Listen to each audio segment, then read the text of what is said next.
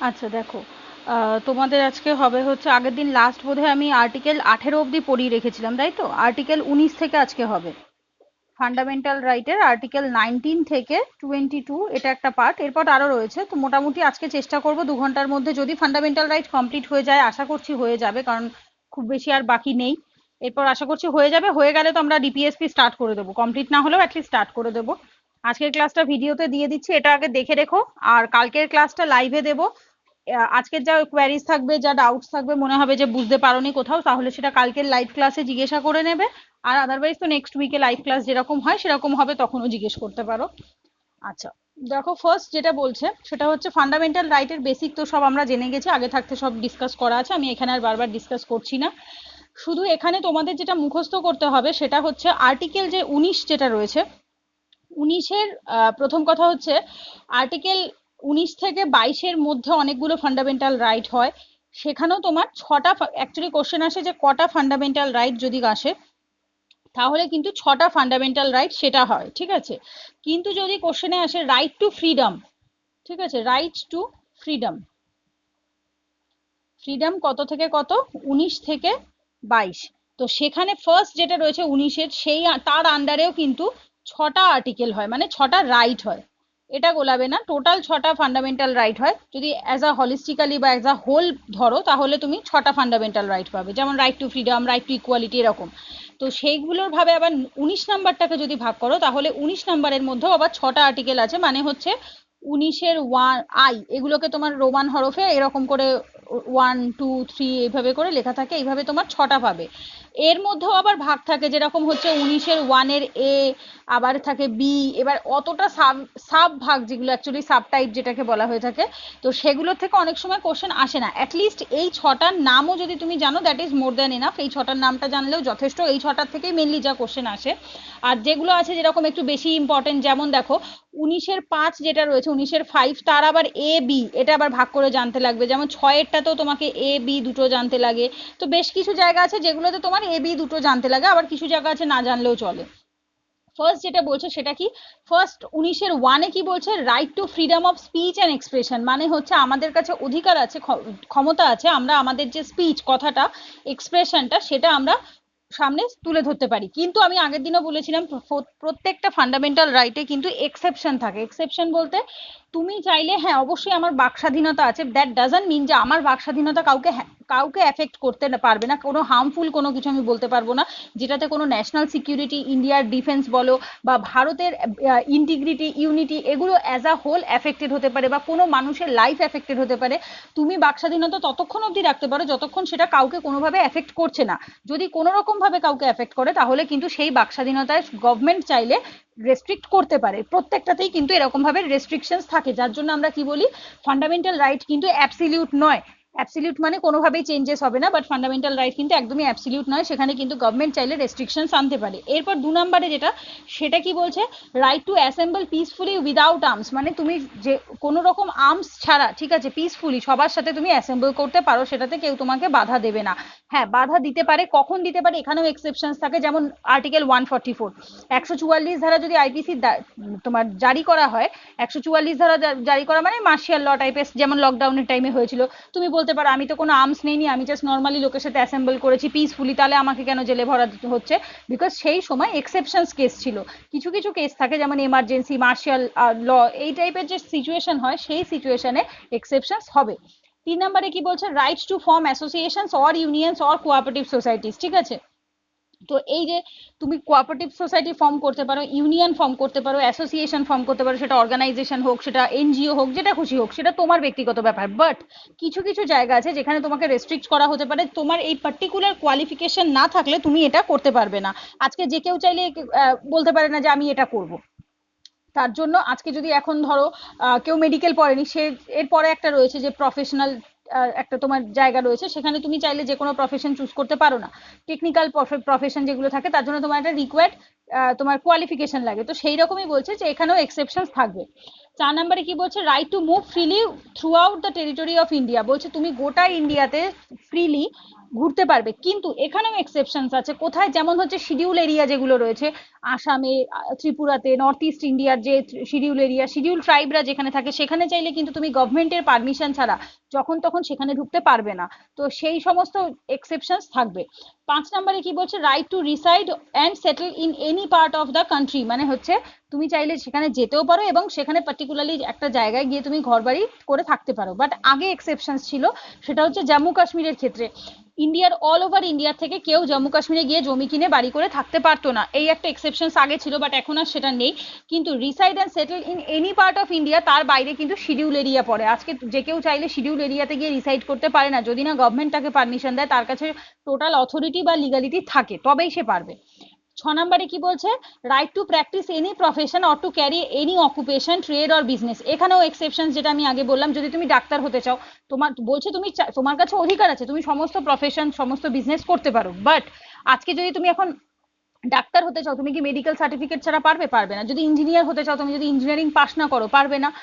Teacher হতে চাও, যদি তুমি স্কুল টিচার হতে চাও, তুমি বিএডি করোনি, তোমাকে চান্স দেবে না। তুমি নেট কোয়ালিফাই করোনি, তুমি পিএইচডি প্রফেসর হতে চাইছো, তো এরকম বেশ কিছু ফিল্ড থাকে। সেই সমস্ত ফিল্ডে পার্টিকুলার একটা কোয়ালিফিকেশনের প্রয়োজন হয়, যে কোয়ালিফিকেশনটা ছাড়া তুমি এই কাজগুলো করতে পারবে না, ঠিক আছে? তো এগুলো হচ্ছে তোমার কি, এগুলো হচ্ছে এক্সেপশন। তো সেটাই বলছি যে এর আন্ডারে অ্যাকচুয়ালি আগে কি হতো, আগে টোটাল 7খানা রাইট ছিল। রাইট টু প্রপার্টিটাও এর আন্ডারে পড়তো, কিন্তু ওটাকে কি করা হয়েছে, আগের দিন আমি বললাম 44th অ্যামেন্ডমেন্ট অ্যাক্টের মাধ্যমে, কত 1978-এ 44তম সংবিধান সংশোধনীর মাধ্যমে এই রাইট টু প্রপার্টিটাকে তোমার এটা করে নিয়ে যাওয়া হয়েছে তোমার লিগাল বা কনস্টিটিউশনাল রাইটের আন্ডারে, এবং এখন আর এটা ফান্ডামেন্টাল রাইট নেই, ঠিক আছে? আর এখানে কিন্তু একটা কোশ্চেন আসে যে রাইট টু স্ট্রাইক, ঠিক আছে? স্ট্রাইক করার যে অনেক সময় যে ইয়ে হয় না, স্ট্রাইক করে অনেক তোমার ইয়ে লেবাররা, অ্যাকচুয়ালি তোমার যে কোনো মিলস হতে পারে বা কোনো পার্টিকুলার কারখানার যে তোমার ইয়েরা লেবাররা স্ট্রাইক করে, তো সেই স্ট্রাইক করার কোনো রকম অধিকার কিন্তু এর মধ্যে ইনক্লুড করা থাকে না, ঠিক আছে? এই কোশ্চেনটা আসে, পরীক্ষাতে এসেছিল যে এই ফান্ডামেন্টাল রাইটের মধ্যে কিন্তু কি স্ট্রাইক করার অধিকার পড়ে না। The right two strike are not included, এর ভেতর কিন্তু স্ট্রাইক করার অধিকার পড়ে না, ঠিক আছে? এরপর আসছে দেখো, আগে যেটা বললাম 19 নম্বরে যেটা 5 আছে 6 আছে, তার ভেতরে আবার দুটো ভাগে ভাগ করা। যেরকম দেখো 5 নম্বরে কি বলেছিল, 5 নম্বরে বলেছিল তুমি যে কোনো জায়গায় রিসাইড করতে পারো, সেখানে গিয়ে সেটেল করতে পারো, ঠিক আছে? তো সেখানেও আবার এতে বলছে কি টেম্পোরারি রেসিডেন্স হতে পারে, বিতে বলছে পার্মানেন্ট রেসিডেন্স হতে পারে। যেমন ধরো আজকে আমি কোথাও পার্টিকুলারলি একটা জায়গায় গেলাম, গিয়ে আমি কদিনের, 10 দিন, 15 দিন, 1 বছর, 6 মাস গিয়ে আমি সেখানে থাকছি, এটা টেম্পোরারির মধ্যে পড়বে। পার্মানেন্ট কোনটা? আমি ওখানে আমার নামে জমি কিনলাম, ওখানে বাড়ি করলাম, আমি পার্মানেন্টলি ওইখানকার রেশন কার্ড নিলাম, নিয়ে আমি ওখানকার এলাকার মানুষ হলাম। তো এরকম এই আন্ডারে দুটো ভাগে ভাগ হয়। 6 নম্বরে কি বলছে? 6 নম্বরেও এ আর বি তে ভাগ করেছে। এতে হচ্ছে তোমার টেকনিক্যাল প্রফেশন, যেমন ডক্টর, ইঞ্জিনিয়ার, এগুলো। আর বিতে হচ্ছে তোমার ট্রেড, বিজনেস, মানে হচ্ছে যেগুলো করার জন্য সেই অর্থে খুব একটা তোমার সার্টিফিকেশনের প্রয়োজন পড়ে না। হ্যাঁ, এখন যদি তোমার এমবিএ করা থাকে, তবেই তুমি হয়তো একটা মাল্টিন্যাশনাল কোম্পানিতে একটা হাই পজিশনে as a chief executive officer হিসেবে চান্স পেলে, সেখানে হয়তো যার এমবিএ নেই তাকে হয়তো নেবে না, এরকম এক্সেপশন থাকতে পারে। বাট স্পেশালি তুমি চাইলে ব্যবসা নিজের মতো ভাবে তুমি করতেই পারো, সেখানে কেউ আটকায় না। বাট টেকনিক্যাল প্রফেশন যেগুলো থাকে, সেটা ডক্টর হোক, ইঞ্জিনিয়ার হোক, সেখানে কিন্তু তোমার একটা সার্টিফিকেশনের প্রয়োজন হবে। তো এইগুলো এক্সেপশন। এরপর আসবো আমরা আর্টিকেল 20-তে। আশা করি 19 বুঝতে পেরেছো। তোমাদের কি কাজ হবে, তোমাদের হচ্ছে প্রত্যেকটা কোথায় কি রয়েছে কনসেপ্ট সেটা বুঝিয়ে দিলাম, এক্সেপশনস গুলো বুঝিয়ে দিলাম। এরপর যে বাকি কাজটা থাকে সেটা হচ্ছে মুখস্থ করা। পলিটির কিন্তু দুটো জিনিস থাকে পলিটিতে, শুধু কনসেপ্ট ক্লিয়ার হলেই হয় না, কিছু কিছু, যেমন হচ্ছে ফার্স্ট যে চ্যাপ্টারগুলো ইম্পর্টেন্ট, স্পেশালি যে চ্যাপ্টার ইম্পর্টেন্ট আমি বলে দিই যে হ্যাঁ এগুলো ইম্পর্টেন্ট, সেই চ্যাপ্টারের কিন্তু কনসেপ্ট প্লাস হচ্ছে তোমার মেমোরাইজেশন, দুটোই কিন্তু ভীষণ ইম্পর্টেন্ট। সুতরাং বুঝবেও ভালোভাবে, তার সাথে নিজেকেও বারবার করে পড়ে মুখস্থ করতে হবে। তবে হ্যাঁ, এটা একটা টাইমের পরে ইন্টারনালাইজ হয়ে যায়, এমন নয় যে হয় না। হিস্ট্রি যেরকম একটা টেন্ডেন্সি থাকে ভুলে যাওয়ার, মানে যতবার পড়ি ততবারই মনে থাকে না, পরে হয়তো আমরা ভুলে যেতে পারি, বাট জিওগ্রাফি, পলিটি, ইকোনমি, এগুলো যদি একবার ভালো করে বুঝে যাও, বোঝার পরে যদি ধরো 5-7 বার রিভিশন হয়ে যায়, তারপর একটা টাইমের পর আর ভুলে যাওয়ার চান্সটা তুলনামূলক কম থাকে, হিস্ট্রি এই সাবজেক্টের থেকে তুলনামূলক কম থাকে। এরপরে আসছে আর্টিকেল 20। আর্টিকেল 20-তে কি বলছে? এখানে আসছে protection against arbitrary excessive punishment, ঠিক আছে? মানেটা কি, ধরো হঠাৎ করে তুমি কোনো অন্যায় করনি, তোমাকে পুলিশ এসে বলছে আপনাকে সন্দেহ করছে, নিয়ে যাচ্ছে এবং নিয়ে গিয়ে অকথ্য অত্যাচার করছে, আরবিট্রারি মানে হচ্ছে যেটা করা উচিত নয় সেরকম হঠকারী ডিসিশন নিয়ে পুলিশ তোমার উপর অত্যাচার করছে, এক্সেসিভ পানিশমেন্ট দিচ্ছে। তো সেখান থেকে কিন্তু তোমাকে এটা রক্ষা করবে এই আর্টিকেলটা, আর্টিকেল 20টা, যেটা কাদের প্রতি, এটা এটা কিন্তু তোমার citizen plus foreigner plus company সবার এগেনস্টে রয়েছে। কোম্পানি বলতে এখানে কি বোঝাচ্ছে সেটা বলবো। সিটিজেন হচ্ছে একজন ইন্ডিভিজুয়াল ব্যক্তি, ফরেনারও একজন ইন্ডিভিজুয়াল ব্যক্তি যে ভারতের নাগরিক নয় বাট একজন মানুষ। কোম্পানি হচ্ছে পার্টিকুলার কোনো অর্গানাইজেশন হতে পারে, বিকজ কখনো কখনো কি হয়, কিছু কিছু লিগাল কেসে আমরা দেখেছি কোনো পার্টিকুলার একটা গোটা অর্গানাইজেশন অ্যাজ আ হোল, এ কিন্তু ইন্ডিভিজুয়াল নয়, অ্যাজ আ হোল একে হয়তো তোমার পুলিশ ধরে নিয়ে যাচ্ছে বা এটা ইয়ে করে ক্লোজ করে দিচ্ছে, সিজ করে দিচ্ছে, কিন্তু হয়তো তারা পরে দেখা যাচ্ছে তারা টোটালি ইনোসেন্ট ছিল, তাদের কোনো দোষ ছিল না। তো সেই ক্ষেত্রে কিন্তু তারা সরকার তোমার হচ্ছে সুপ্রিম কোর্টের দ্বারস্থ হতে পারে আর্টিকেল 20-র মাধ্যমে, যে আমাদের এক্সেসিভ পানিশমেন্ট দেওয়া হচ্ছে বা আরবিট্রারি অ্যাকশন নেওয়া হচ্ছে আমাদের এগেনস্টে, এবং হচ্ছে আর একটা এর মধ্যে পড়ে সেটা হচ্ছে ধরো ডাবল জিওপার্ডি, এটা আমরা এর পরে ভাগটা পড়বো। ডাবল জিওপার্ডি মানে হচ্ছে ধরো তুমি কাউকে একবার খুন করে ফেলেছো, ঠিক আছে, তোমার একবার একটা পানিশমেন্ট হয়ে গেছে, তারপর ওই সেম কাজের জন্য তোমাকে কেউ ডবল করে ইয়ে করতে পারে না, পানিশমেন্ট দিতে পারে না। No one can give you double punishment, এটাকেই বলা হয় ডাবল জিওপার্ডি, ঠিক আছে? সেখান থেকেও তোমাকে প্রোটেকশন কে দেয়, সেটা হচ্ছে আর্টিকেল 20। এরপর বলছে কি দেখো, এখানে তুমি 3টে পার্টে ভাগ করা পাবে, মানে 20 এ, 20 বি, 20 সি, ঠিক আছে? এতে কি বলছে, no ex post facto law, that means prohibited by article 20। Ex post facto law কথাটার মানে বুঝতে হবে, এক্স মানে হচ্ছে পুরনো, পোস্ট মানেও পুরনো, ঠিক আছে? পোস্ট মানে আগে। ফ্যাক্টো ল কথাটার মানে হচ্ছে তোমার কোনো আগের ল এর মাধ্যমে, ধরো যেটা আগে ঘটে গেছে, ধরো তুমি পার্টিকুলারলি আগে কিছু করেছো এরকম কিছু, সেটার উপর বেস করে তোমাকে কেউ পরে অন্যায়, মানে ধরো কেসটা মিটে গেছে তারপরে কিন্তু কোনোভাবে শাস্তি দিতে পারে না, ঠিক আছে? তো সেইটা কে প্রহিবিট করছে, সেটা হচ্ছে আর্টিকেল 20। বিতে কি বলছে, নো ডাবল জিওপার্ডি, যেটা আমি বুঝিয়ে দিলাম, more than once for the same, মানে কি একবারের বেশি তোমাকে একই কাজের জন্য কেউ শাস্তি দিতে পারে না। সিতে কি বলছে, no self incrimination witness against himself, মানে কি ধরো আজকে আমি অন্যায় করেছি এবং আমি আমার হয়ে ইয়ে করছি, ওকালতি করছি বা আমি উইটনেস দিচ্ছি, বলছি যে আমি মুখের কথায়, মানে উইটনেস সেই হতে পারবে যার এগেনস্টে কোনো কেস নেই। মানে কেউ কারণ নিজের অন্যায় করার জন্য, আজকে একটা চোর কখনো নিজের হয়ে উইটনেস দিতে পারে না, আজকে যদি একটা অন্য লোক বলে যে না ও চুরি করেনি, আমি দেখেছি অন্য একজন চুরি করেছে, সেটা উইটনেস হতে পারে, বাট নিজের হয়ে নিজে কেউ উইটনেসের বা স্বাক্ষর হতে পারে না, সাক্ষ্য দিতে পারে না, ঠিক আছে? এরপর কি বলছে দেখো, এরপর যেটা আসছে সেটা আবার 1 2 3 করে এটাকে ভাগ করেছে। কি কি ভাগে ভাগ করেছে, ফার্স্ট যেটা বলছে, এটা কি বলছে, এটা শুধুমাত্র ক্রিমিনাল ল এর ক্ষেত্রেই অ্যাপ্লিকেবল হয়, কোনো সিভিল বা ট্যাক্স রিলেটেড যে ল গুলো থাকে তার উপরে কিন্তু অ্যাপ্লাই হয় না, এটা কিন্তু মাথায় রাখবে। এই যে ছোট ছোট যে আমি টার্মস গুলো, অ্যাকচুয়ালি লক্ষ্মীকান্ত অনেক ডিটেলে লেখা থাকে, বাট আমি নোটে লিখি যখন, তখন আমি তোমাদের একদম শর্টেই লিখি লাইনগুলো। কারণটা কি, বিকজ লাইনগুলোর থেকে একদম হুবহু এমসিকিউ এ কোশ্চেন আসে, যখন প্রিলিমসে মক টেস্টে পরীক্ষা দেবে তখন দেখতে পাবে, যেমন এই যে লাইনগুলো এখানে নোটের ভেতর দেখবে হাইলাইট করা রয়েছে, বেশ কিছু লাইন রয়েছে, সেই লাইনগুলো থেকে কোশ্চেন এসছে এর আগে। যেমন এই লাইনটা থেকেই কোশ্চেন এসেছিল, right two strike are not included. তারপর আর একটা আছে ন্যারো, এই যে গোপালান কেসেরটা ন্যারো ছিল, মানেকা কেসেরটা ওয়াইডার ছিল। তো এরকম পার্টিকুলার কিছু যে ফ্যাকচুয়াল ডিটেলস থাকে, সেই ফ্যাকচুয়াল ডিটেলসগুলো কিন্তু মুখস্থ করাটা খুব ইম্পর্টেন্ট।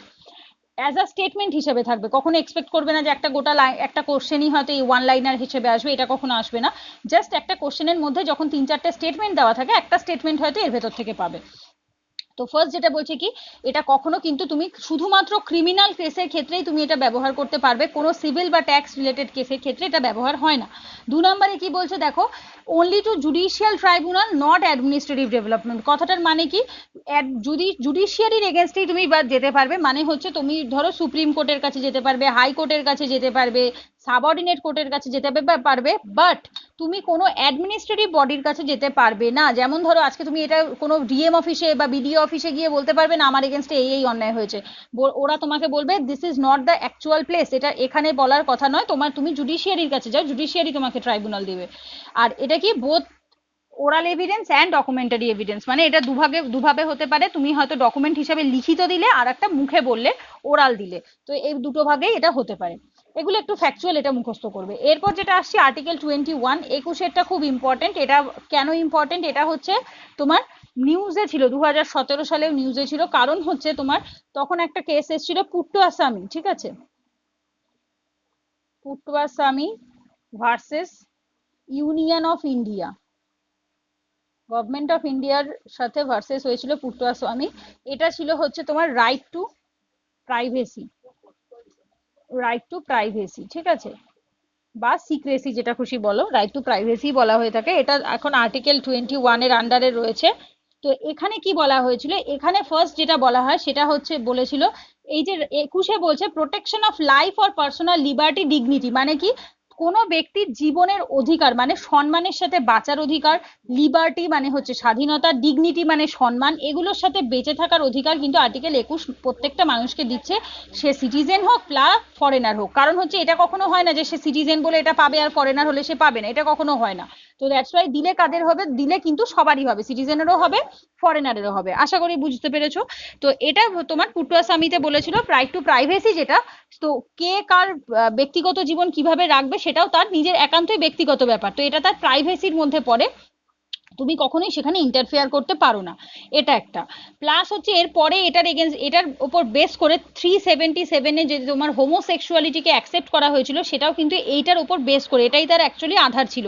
দ্যাট মিনস কি বলা হয়েছিল যে একজন ব্যক্তি, সে ছেলে হোক মেয়ে হোক, হোমোসেক্সুয়াল হোক, লেসবিয়ান হোক, গে হোক, যেই হোক না কেন, কোয়ার হোক, প্রত্যেকের কাছে আলাদা নিজেদের ব্যক্তি স্বাধীনতা রয়েছে, সে একজন পার্টনারকে সে ছেলে চুজ করবে বা মেয়ে চুজ করবে, ইটস ভেরি নর্মাল। তো আর এটার ব্যাপারে যদি কখনো এটাকে যদি ক্রিমিনালাইজ করা হয়, যেহেতু এটাকে ডিক্রিমিনালাইজ করে দিয়েছিল, বলছে এটাকে যদি ক্রিমিনালাইজ করা হয় তার মানে তার প্রাইভেসিতে ইন্টারফেয়ার করা, এটা একটা গেল। প্লাস হচ্ছে 497 তোমাদের যেটা হলো ওটার নাম ভুলে যাচ্ছি, যেটা ওটাকে কি বলে বাংলায় বলে পরকিয়া, অ্যাডাল্টারি, ঠিক আছে। অ্যাডাল্টারিতে যেটা আসলো সেটা হচ্ছে সেখানেও সেম, এটার বেসও ছিল কিন্তু আর্টিকেল 21। কারণ একজন ব্যক্তি চাইলে, এটা কখনো ক্রিমিনাল অফেন্স হতে পারে না, সে তার ম্যারিড লাইফে যদি হ্যাপি না হয়, সে যদি এক্সট্রা ম্যারিটাল অ্যাফেয়ার্স রাখে এবং সেক্ষেত্রে শুধুমাত্র একজন পুরুষ শাস্তি পাবে, মেয়েটি শাস্তি পাবে না। তো এটা অত্যন্ত কি বলবো আনইকুয়ালিটিকে দেখাচ্ছিল, ইকুয়ালিটিতে সমতা থাকছিল না, পুরুষ এবং মহিলার মধ্যে আনইকুয়ালিটি দেখাচ্ছিল, এটা একটা। প্লাস হচ্ছে কি এটা তার প্রাইভেসিতে এফেক্ট করছিল, ঠিক আছে, তুমি তোমার প্রাইভেট লাইফে কি করছো তার জন্য কখনোই তোমার জেলের শাস্তি হতে পারে না, ক্রিমিনাল অফেন্স কখনো হতে পারে না। হ্যাঁ, এটা ডিভোর্সের গ্রাউন্ড হতে পারে কিন্তু কখনোই এটা হতে পারে না, এটা একটা গেল। প্লাস হচ্ছে আরো বেশ কিছু ছিল তোমাদের, যেমন হচ্ছে ইউথনেশিয়া, এগুলো অ্যাকচুয়ালি কারেন্ট অ্যাফেয়ার্সে ইভেন্ট গুলো ঘটেছে সেই হিসেবে বলছি। ইউথনেশিয়া, ইউথনেশিয়াটা কি, ইউথনেশিয়া হচ্ছে এক ধরনের পদ্ধতি যেটার মাধ্যমে ইচ্ছা মৃত্যু, বাংলায় যদি আমরা বলি সেটাকে ইচ্ছা মৃত্যু বলা হয়ে থাকে। মানে হচ্ছে বলা হয়েছিল যে আর্টিকেল 21 যদি বলে যে বেঁচে থাকার অধিকার উইথ ডিগনিটি, সম্মানের সাথে বেঁচে থাকাটা যদি আমার হাতে থাকে, আমার ফান্ডামেন্টাল রাইটে থাকে, তাহলে সম্মানের সাথে মৃত্যুটাও আমার হাতে রয়েছে, আমি কিভাবে মরবো সেটাও আমি ডিসাইড করতে পারি।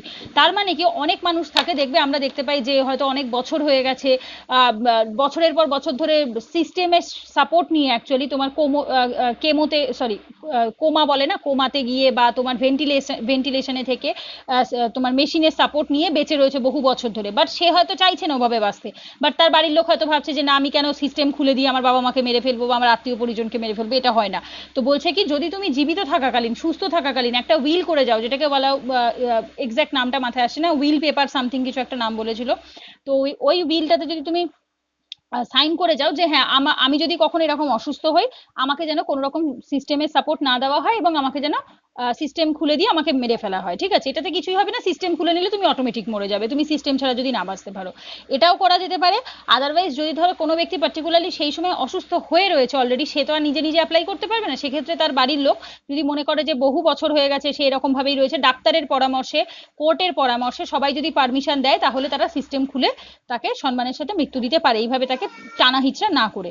তো এটা এসেছিল, এটার উপরেও এটাও বেস ছিল কিন্তু এই আর্টিকেল 21 এর উপর বেস করে। তো এরপর অ্যাকচুয়ালি কেন কথাগুলো বলছি, যেহেতু ইউপিএসসি সেহেতু এই কথাটা মাথায় রাখবে, কোর্টের কেসগুলো ইম্পর্টেন্ট, ঠিক আছে, এই যে এরপরে আমরা পাবো গোপালান কেস, মানেকা কেস, পুট্টাস্বামী কেস, ঠিক আছে, তারপর হচ্ছে তোমার এই এলআইসি ইন্ডিয়া ইন্ডিয়া কেস, তারপর আরো কেশবানন্দা ভারতী কেস, প্রত্যেকটা কেস ইম্পর্টেন্ট, যেটা তোমার প্রিভিয়াস কেস মানে হচ্ছে ওল্ড যেগুলো ছিল, ওল্ড ইন দ্য সেন্স যেগুলো লক্ষ্মীকান্তে পাবে সেগুলো ওল্ড। আর লক্ষ্মীকান্ত অ্যাকচুয়ালি আমার 5th এডিশন, যদি 6th এডিশন হয় তাহলে তোমরা হয়তো পুটুয়াসামি পেয়ে যাবে, তারপর ইউথনেশিয়া পেয়ে যাবে, বিকজ আপডেটেড হয়েছে 2019-এ, হয়তো পেয়ে যাবে। আমি জানি না দিয়েছে কিনা, বাট হয়তো পেয়ে যাবে। যদি না পাও একান্তই, সেক্ষেত্রে কি করবে, লাস্ট 2 ইয়ার্সে, লাস্ট 2 বছরের যখন যে বছর পরীক্ষা দেবে, ধরো 2022-এ দিলে, তো সেই বছরের 2020 থেকে 22-এর মধ্যে যে যে রিসেন্ট কেস এসছে কোনো ফান্ডামেন্টাল রাইটের উপর বেস করে, সেগুলো বেশি ইম্পর্টেন্ট। বাকিগুলোর ওপর ছেড়ে দিতে পারো, বাকিগুলো খুব বেশি ইম্পর্টেন্ট নয়। বেসিক্যালি তোমার ফান্ডামেন্টাল রাইটের ওপর বেস করে যে যে কেস ওঠে সুপ্রিম কোর্টে, সেই হাইকোর্টেরটাও অতটা লাগে না খুব বেশি, সুপ্রিম কোর্টের গুলো বেশি লাগে। যে যে কেস ওঠে সেই কেসগুলো থেকে কিন্তু ইউপিএসসি তে কোশ্চেন আসে, ঠিক আছে। কিভাবে আসতে পারে, যদি কঠিন কোশ্চেন আসে তাহলে ডিটেলসে আসবে, যদি সোজা কোশ্চেন আসে তাহলে এটা আসতে পারে, পুটুয়াস্বামী ভার্সেস ইউনিয়ন অফ ইন্ডিয়া যে কেসটা এসেছিল, সেটা কোন ফান্ডামেন্টাল রাইটের ওপর বেস করে, আর্টিকেল 20, 21, 22, 23 এইভাবে করে হয়তো দিতে পারে। এটা সোজা কোশ্চেন বললাম। তো এরপর আসছে দেখো কি গোপালান কেস, যেটা 1950 সালে হয়েছিল। এখানে বলা হয়েছিল কি, এখানে আর্টিকেল 21-এর একটা ন্যারো ইন্টারপ্রিটেশন দেওয়া হয়েছিল, সংকীর্ণ মানসিকতাটাকে প্রকাশ করা হয়েছিল। কিসের মাধ্যমে বলেছিল, সুপ্রিম কোর্ট বলেছিল যে আর্টিকেল 21 শুধুমাত্র সেই সমস্ত এগেনস্টেই পাওয়া যাবে, আরবিট্রারি এক্সিকিউটিভ অ্যাকশনের এগেনস্টে, নট লেজিসলেটিভ অ্যাকশন। মানে কি, যদি কোনো এক্সিকিউটিভ, মানে ধরো সেটা ডিএম হতে পারে, পুলিশ হতে পারে, কোনো মন্ত্রী হতে পারে, তো এরা যদি কোনো অ্যাকশন নেয় তোমার এগেনস্টে আরবিট্রারি, তাহলেই একমাত্র তুমি এটা অ্যাভেল করতে পারবে। বাট যদি আর্টিকেল কোনো লেজিসলেশনের মাধ্যমে হয়, ধরো পার্লামেন্ট বা স্টেট লেজিসলেচার কিছু পাস করিয়ে তোমার এগেনস্টে করে, তাহলে আর কিছু করা যাবে না। এটা অ্যাকচুয়ালি ন্যারো, মানে একজন মানুষকে তুমি স্বাধীনতা দিচ্ছ কিন্তু পুরোটা কমপ্লিটলি দিচ্ছ না, ওটাকে আটকে দিয়ে দিচ্ছ রেস্ট্রিক্ট করে, তো এটা ন্যারো মানসিকতার প্রকাশ হয়। তো এটা করতে চেয়েছি, এটা বলেছিল অ্যাকচুয়ালি গোপালান কেসে। বাট পরের বারের যখন কেসটা আসে, মানেকা কেস, এটা আসে তোমার 1978-এ, প্রথমবারেরটা ছিল 1950-তে। 78-এ যখন কেস আসে মানেকা কেসে, সেখানে কিন্তু তোমার এই আর্টিকেল 21-এর ওয়াইডার ইন্টারপ্রিটেশন, মানে বড় মানসিকতার পরিচয় দিয়েছিল। বলেছিল কি, introduced American due process of law, মানে কি এটা বলেছিল আমেরিকাতে যে ডিউ প্রসেস অফ ল, মানে প্রসেস, লয়ের যে প্রসেস রয়েছে সেটার উপর বেস করে হবে, এবং এক্সিকিউটিভ প্লাস লেজিসলেটিভ অ্যাকশন দুটোর এগেনস্টেই কিন্তু তুমি এটা, মানে তোমার সুপ্রিম কোর্টের কাছে যেতে পারো। সেখানে তুমি আরটিআই পাবে, এডুকেশন, এনভায়রনমেন্ট, এই রিলেটেড তোমাকে কথা প্রায় 34টা স্বাধীনতা দেওয়া হয়েছিল। কিসের আন্ডারে, এই মানেকা কেসে, যেটা আর্টিকেল 21-এর আন্ডারে রয়েছে, যেগুলো হচ্ছে তোমার এই, এখানে 34টা তোমার মুখস্থ করতে হবে না, অ্যাকচুয়ালি 34-এর বেশিও হতে পারে, হয়তো পরে কারেন্ট অ্যাফেয়ার্সে আরো অ্যাড হতে পারে। তো যাই হোক, এগুলো সংখ্যাগুলো মুখস্থ করতে হবে না, বাট রিসেন্ট যেগুলো ঘটেছে এর মধ্যে, সেগুলো একটু ইম্পর্টেন্ট। এরপর আসছে আর্টিকেল 21-এর A21A, এটাও খুব ইম্পর্টেন্ট। এখানে কি আছে, এটা অ্যাকচুয়ালি শিক্ষার অধিকার, যেটা ঠিক আছে, এটা পরে অ্যাকচুয়ালি অ্যাড হয়েছে, এটা প্রথম দিকটাতে ছিল না।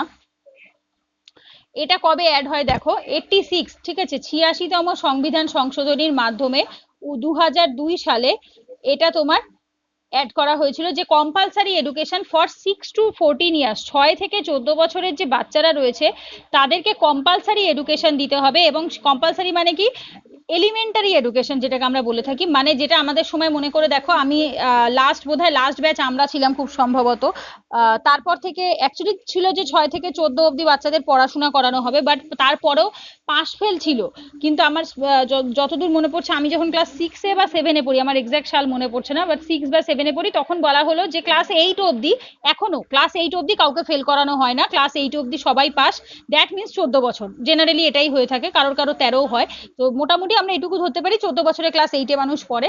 তো এই অবধি কি করা হলো, যে পাস ফেল কিছু থাকবে না, সবাই পাস করবে। কেন করা হয়েছিল, কারণ হচ্ছে দেখা যাচ্ছিল যে অনেক ছেলে মেয়ে ফেল করছে, এ পাস ফেল থাকলে, আমিও বহু দেখেছি যখন আমি ক্লাস 5-6-এ পড়ি, ক্লাসের প্রচুর ছেলে মেয়ে ফেল করতো, খারাপ নাম্বার পেতো। তো এইটা যবে থেকে আসলো তবে থেকে আর কেউ ফেল করছে না, বিকজ গভর্নমেন্টের এটা টার্গেট ছিল সর্বশিক্ষা অভিযানের মাধ্যমে, যে সবাই অ্যাটলিস্ট ক্লাস 8 অবধি পড়া থাকবে। 8 অবধি পড়া মানে বেসিক ওই অঙ্কের যোগ গুণ ভাগটুকু জানবে, প্লাস হচ্ছে নিজের ভালো মন্দ একটু গুণ ভাগ করে কে ঠকাচ্ছে কি ঠকাচ্ছে না সেইটুকু বোঝার মতো ক্ষমতা, সই করা, একটু বেসিক নলেজ থাকা, একদম যাতে বোকা না বনে যায়, সেই জন্য এইটা করলো আর কি তোমার আর্টিকেল 21-এর মাধ্যমে, ঠিক আছে। এরপর যেটা আসছে সেটা কি বলছে দেখো, এখানে বলছে যে, এখানে একটা কথা বলেছিল এডুকেশন ফর অল, মানে শিক্ষা সবার জন্য, যেটা আমরা বাংলায় বলি সর্বশিক্ষা অভিযান, সেটা, এটার উপর বেস করে ডিপিএসপি দেখো আর্টিকেল 43-43-এও কিন্তু বললো যে এডুকেশনের কথা, ঠিক আছে।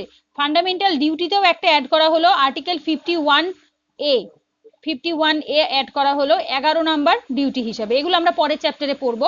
তো এই যে শিক্ষার যে ব্যাপারটা 6 থেকে 14 বছরের শিক্ষা, এটা যে শুধুমাত্র তোমার ফান্ডামেন্টাল রাইটে রয়েছে তা নয়, এটা অ্যাকচুয়ালি ফান্ডামেন্টাল ডিউটিতেও রয়েছে, ডিপিএসপিতেও রয়েছে, সব জায়গাতেই রয়েছে। মানে হচ্ছে তুমি যেখান থেকেই দেখো না কেন সেখান থেকে শিক্ষার অধিকারটা ইজ ভেরি ইম্পর্টেন্ট।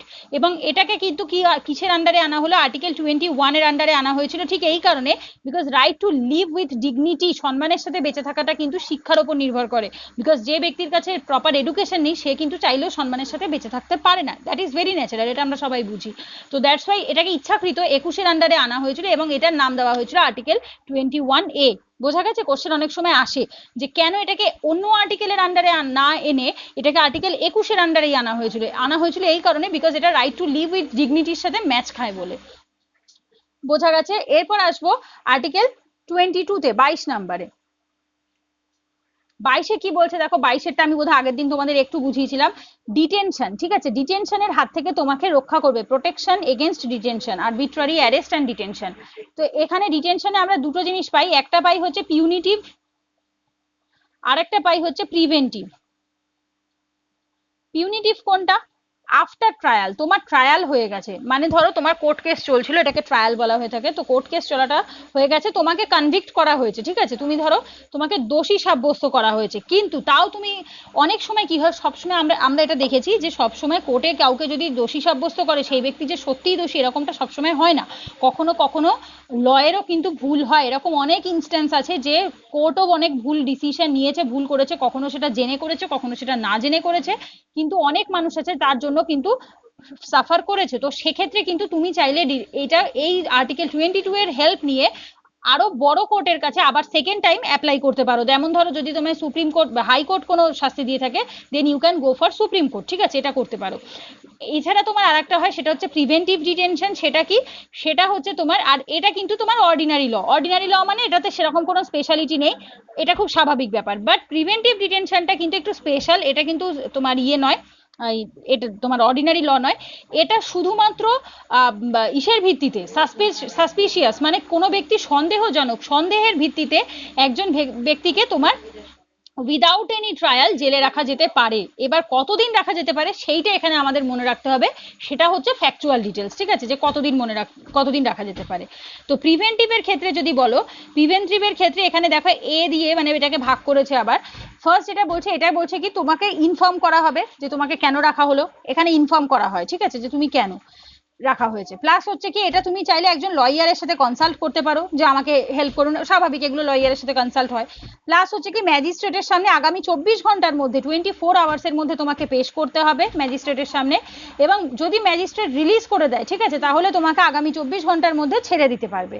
এইটা হচ্ছে তোমার পিউনিটিভ ডিটেনশন যদি তোমার ট্রায়াল হয়ে গিয়ে থাকে। এবার আসছি প্রিভেন্টিভ ডিটেনশন, যেটাতে তোমার ট্রায়াল হয়নি, শুধুমাত্র সন্দেহের ভিত্তিতে, যেটা আমরা টেররিস্টদের ক্ষেত্রে দেখতে পাই, বা কোনো কোনো ক্ষেত্রে মনে হচ্ছে যে ওই ব্যক্তিকে ডাউট করছি, সে হয়তো কিছু করেনি এখন অব্দি, বাট ইন ফিউচার করতে পারে, হয়তো আগামী 2-3 দিনের মধ্যে সে কোনো একটা ঘটনা ঘটাতে পারে, জাস্ট সাসপিশনের ভিত্তিতে তাকে আমরা জেলে ভরলাম, সেক্ষেত্রেও হয়। কিভাবে এটা? এবার সব সময় কি হয়, যাকে যাকে প্রিভেন্টিভে নেওয়া হয় সব সময় তো সবাই টেররিস্ট হয় না, সবাই খারাপ ব্যক্তি হয় না। আমরা এরকম প্রচুর ইনস্ট্যান্স দেখেছি যে সবসময় খারাপ মানুষ হয় না, ভালো মানুষকেও জাস্ট ইনোসেন্ট সন্দেহের ভিত্তিতে নিচ্ছে এবং তাদের রেপুটেশন খারাপ হয়ে যাচ্ছে, পরে কেউ সুইসাইড করে, কেউ কোনো খারাপ পথে চলে যায়, কেউ হয়তো সারাটা জীবন ফ্রাস্ট্রেটেড হয়েই কাটিয়ে দেয়। তো এরকম কেসও অনেক আছে। এখানে বিতে কি বলছে দেখো, বিতে যেটা বলছে, এটা কখনোই 3 মাসের বেশি হতে পারবে না, নট মোর দ্যান 3 মান্থস, মানে তুমি একজন ব্যক্তিকে 3 মাসের বেশি জেলে আটকে রাখতে পারবে না। এবং এখানে বলছে কি, এটা 3 মাসটাও অনেক বেশি, ধরো যে ব্যক্তি ইনোসেন্ট, কিছু করেনি, তাকে যদি বিনা কারণে শুধু সন্দেহের বসে 3 মাস জেলে রাখা হয়, তার লাইফ ওখানেই হেল হয়ে গেল, সে আর নেক্সট টাইম ফিরে ঘুরে তাকাবার মতো সেই মানসিক অবস্থা থাকে না। 2 নম্বরে কি বলছে দেখো, এটা কিন্তু কমপ্লিকেট করে কোথায়, ডেটিনিউ এর কাছে। ডেটিনিউ কথাটার মানে হচ্ছে কি, যাকে ডিটেনশন দেওয়া হচ্ছে, ঠিক আছে, তো মানে হচ্ছে যাকে ধরে নিয়ে যাওয়া হবে, কনভিক্ট করা হয়েছে। তো কনভিক্ট বলা ভুল, বিকজ কনভিক্ট হচ্ছে যে অলরেডি যার অন্যায় প্রমাণিত, সে হচ্ছে কনভিক্ট। বাট ডেটিনিউ হচ্ছে যার অন্যায় প্রমাণিত হয়নি, বাট তাকে সন্দেহের বশে জাস্ট আটকে রাখা হয়েছে। এবং এটা কি করছে দেখো, এটা একটা অপরচুনিটি দিচ্ছে to make a representation against the detention, মানে তোমাকে এই আর্টিকেলের মাধ্যমে তুমি ডিটেনশনের এগেনস্টে নিজেকে রিপ্রেজেন্ট করতে পারো, সেটার একটা অপরচুনিটি দেওয়া হয়, ঠিক আছে। এখানে দেখো, আর এটা আগেই বললাম 3 মাসের বেশি কোনোভাবেই হতে পারবে না। আর প্রথম যেটা মানে পিউনিটিভ ডিটেনশন, যেটা এটা শুধুমাত্র ক্রিমিনাল কেস এবং কোয়াসি ক্রিমিনাল যে কেসগুলো রয়েছে সেক্ষেত্রেই হতে পারে। বাট এই প্রিভেন্টিভ ডিটেনশন যেটা রয়েছে সেটা কিন্তু তোমার এর বাইরে, ক্রিমিনাল কেসের বাইরেও হতে পারে, ঠিক আছে। আর এটার ম্যাক্সিমাম পিরিয়ড কিন্তু সেই অর্থে কিছু মানে বলা নেই আর কি, যে কতদিন অবধি থাকতে পারে। ওটা মোটামুটি তুমি ধরে রাখো, আগে ছিল 3 মাস, মানে ফার্স্টে ছিল হচ্ছে কত 3 মাস ছিল, সেইটার থেকে কমিয়ে রিডিউস করে কত করা হয়েছে, 2 মাস করা হয়েছে, 2 মান্থস, ঠিক আছে। এটা কোন আর্টিকেল মানে কোন সংশোধনীর মাধ্যমে, 1978, এগুলো কোশ্চেনে আসে। 44তম সংবিধান সংশোধনী, 44তম সংবিধান সংশোধনীর মাধ্যমে বলা হয়েছে যে 3 মাসটা একটু সত্যিকারেরই অতিরিক্ত বেশি, এবং সেই সময়টাকে কমিয়ে কত 2 মাস করা হলো। এবং প্রিভেন্টিভ ডিটেনশন যেটা, এটা কত সালে দেখো, এটা তোমার এক্সপায়ার করে দিয়েছিল 1969-এ, মানে হচ্ছে 69-এ কিন্তু এটা এক্সপায়ার করে দেয়। এবং প্রিভেন্টিভ ডিটেনশনটা কিন্তু বর্তমানে তোমার ইউএসএ তে নেই, ব্রিটেনে নেই, শুধুমাত্র ওয়ার্ল্ড ওয়ার 2 এর সময় ছিল, আদারওয়াইজ নেই। কিন্তু ইন্ডিয়াতে এখনো অবধি কিন্তু চলে আসছে, এবং এটা অত্যন্ত খারাপ। কারণটা কি? কারণ হচ্ছে এটা মানুষের right to live with dignity, সম্মানের সাথে বেঁচে থাকার যে অধিকার, আর্টিকেল 21, সেটাকে ভায়োলেট করে। যদি কোনো ফান্ডামেন্টাল রাইট ইটসেলফ ভায়োলেটিং আ ফান্ডামেন্টাল রাইট, যদি সে নিজেই একজন ফান্ডামেন্টাল রাইট হওয়ার সত্ত্বেও আর একটা ফান্ডামেন্টাল রাইটকে ভায়োলেট করে, দেন এটা কিন্তু একটা প্রবলেম ক্রিয়েট করে, কন্ট্রোভার্সি ক্রিয়েট করে। তো সেই কারণে এটা কিন্তু বলা হয়েছিল যে মানে উঠিয়ে নেওয়া উচিত, বিকজ ইউএস, ব্রিটেন, এই যে বড় বড় দেশগুলো রয়েছে, যেখানে অ্যাকচুয়ালি ইন্ডিয়াও তো একটা বড় ডেমোক্রেসি, ওয়ার্ল্ডের লার্জেস্ট ডেমোক্রেসি, তো বলা হয়ে থাকে যে সবচেয়ে বড় ডেমোক্রেসি হয়ে গণতন্ত্র হওয়ার পরে সেখানে ইন্ডিয়াতে কি করে এখনো প্রিভেন্টিভ ডিটেনশন থাকে? প্রিভেন্টিভ ডিটেনশন থাকা উচিত নয়, বাট সামহাউ কখনো কখনো ইন্ডিয়াতে এখনো রাখা হয়, বিকজ কিছু কিছু টেররিস্ট কেস রয়েছে, কিছু কিছু যদি প্রিভেন্টিভ ডিটেনশন না থাকে, গভর্নমেন্ট মনে করে যদি না থাকে, তাহলে হয়তো মানুষের মনে এই ভয়টা, যে কোনো অন্যায় করার যে একটা টেন্ডেন্সিটার থেকে বিরত রাখে, যে ভয়টা যে যদি করি আমাকে ধরে নিয়ে যেতে পারে, বা এই জিনিসটা, সেটা হয়তো নষ্ট হয়ে যাবে। তো এই একটা আশঙ্কাতে ভারত সরকার এখনো অবধি এটাকে উঠিয়ে দেয়নি পুরোপুরি, ঠিক আছে। এরপর আসবো আমরা আর্টিকেল, অন্য একটা আর্টিকেল, মানে এটা তোমাদের আর্টিকেল ফ্রিডম, যেটা স্বাধীনতার যে অধিকারের, যেটা 19 থেকে 22, সেটা কমপ্লিট হয়ে গেছে। এরপর আসবো যেটা, এটা হচ্ছে 3 নাম্বার, ব্রডলি 3 নাম্বার, ঠিক আছে। এর আগে আমরা দুটো পড়ে ফেলেছি, ইকুয়ালিটি 14 থেকে 18, তারপর এটা পড়লাম 19 থেকে 22। এরপরেরটা যেটা 3 নাম্বারে রয়েছে, সেটা হচ্ছে রাইট এগেনস্ট এক্সপ্লয়টেশন। তোমায় যদি কেউ এক্সপ্লয়েট করে, ঠিক আছে, এক্সপ্লয়েট করার কথাটার মানে হচ্ছে কি বলবো, ইউজ করা, নষ্ট করা, ধ্বংস করা, যেটা খুশি বলতে পারো, ঠিক আছে, সেটাকে বলা হয় এক্সপ্লয়টেশন। সেটা আর্টিকেল 23 এবং 24-এ বলা হয়েছে। 23-এ কি বলছে দেখো, হিউম্যান ট্রাফিকিং, যদি তোমাকে কেউ হিউম্যান ট্রাফিকিং করে, হিউম্যান ট্রাফিকিং করতে মধ্যে অনেক কিছু পড়ে, যদি কোশ্চেন আসে যে হিউম্যান ট্রাফিকিং এর মধ্যে কি কি বোঝায়, কেউ কিনে নিতে পারে, সেলিং করতে পারে, বাইং করতে পারে, ঠিক আছে, কেনা বেচাটাকেও মানুষের মধ্যে হিউম্যান ট্রাফিকিং।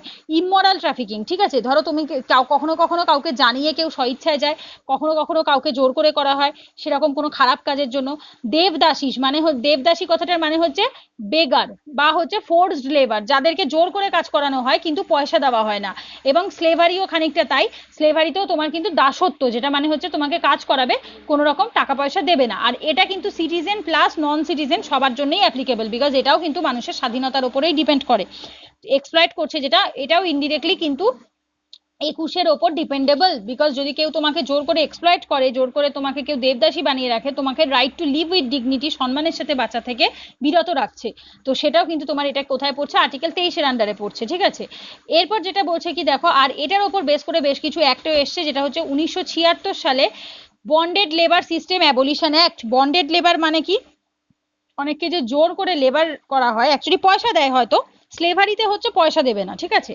আর বন্ডেড লেবার যেটা, সেটা হচ্ছে তুমি কাজ করতে বাধ্য। যেমন ধরো তোমার দাদু, অনেক সময় বলে না যে তোর পিতৃপুরুষ ধরে চাকর ছিলি, তুইও চাকর থাকবি, এরকম আমরা অনেক মুভিতে দেখতে পাই, যে হয়তো দাদু ছিল, বাবা ছিল, সেহেতু ছেলেটাকেও জোর করে হয়তো চাকর বানিয়ে দেওয়া হয়েছে, তো সে হয়তো চাইছে না থাকতে, তো সেগুলোকে বলা হয়ে থাকে বন্ডেড লেবার, ঠিক আছে। তো সেটাও কিন্তু অ্যাবলিশ করে দেওয়া হয়েছে 1976-এ। যদি কেউ নিজের থেকে কাজ করতে না চায়, তোমার আন্ডারে যদি কেউ কাজ করতে না চায় চাকর হিসাবে বা যে কোনো কাজের হিসাবে, লেবার হিসাবে, তুমি কাউকে দিয়ে জোর করতে পারবে না, ঠিক আছে।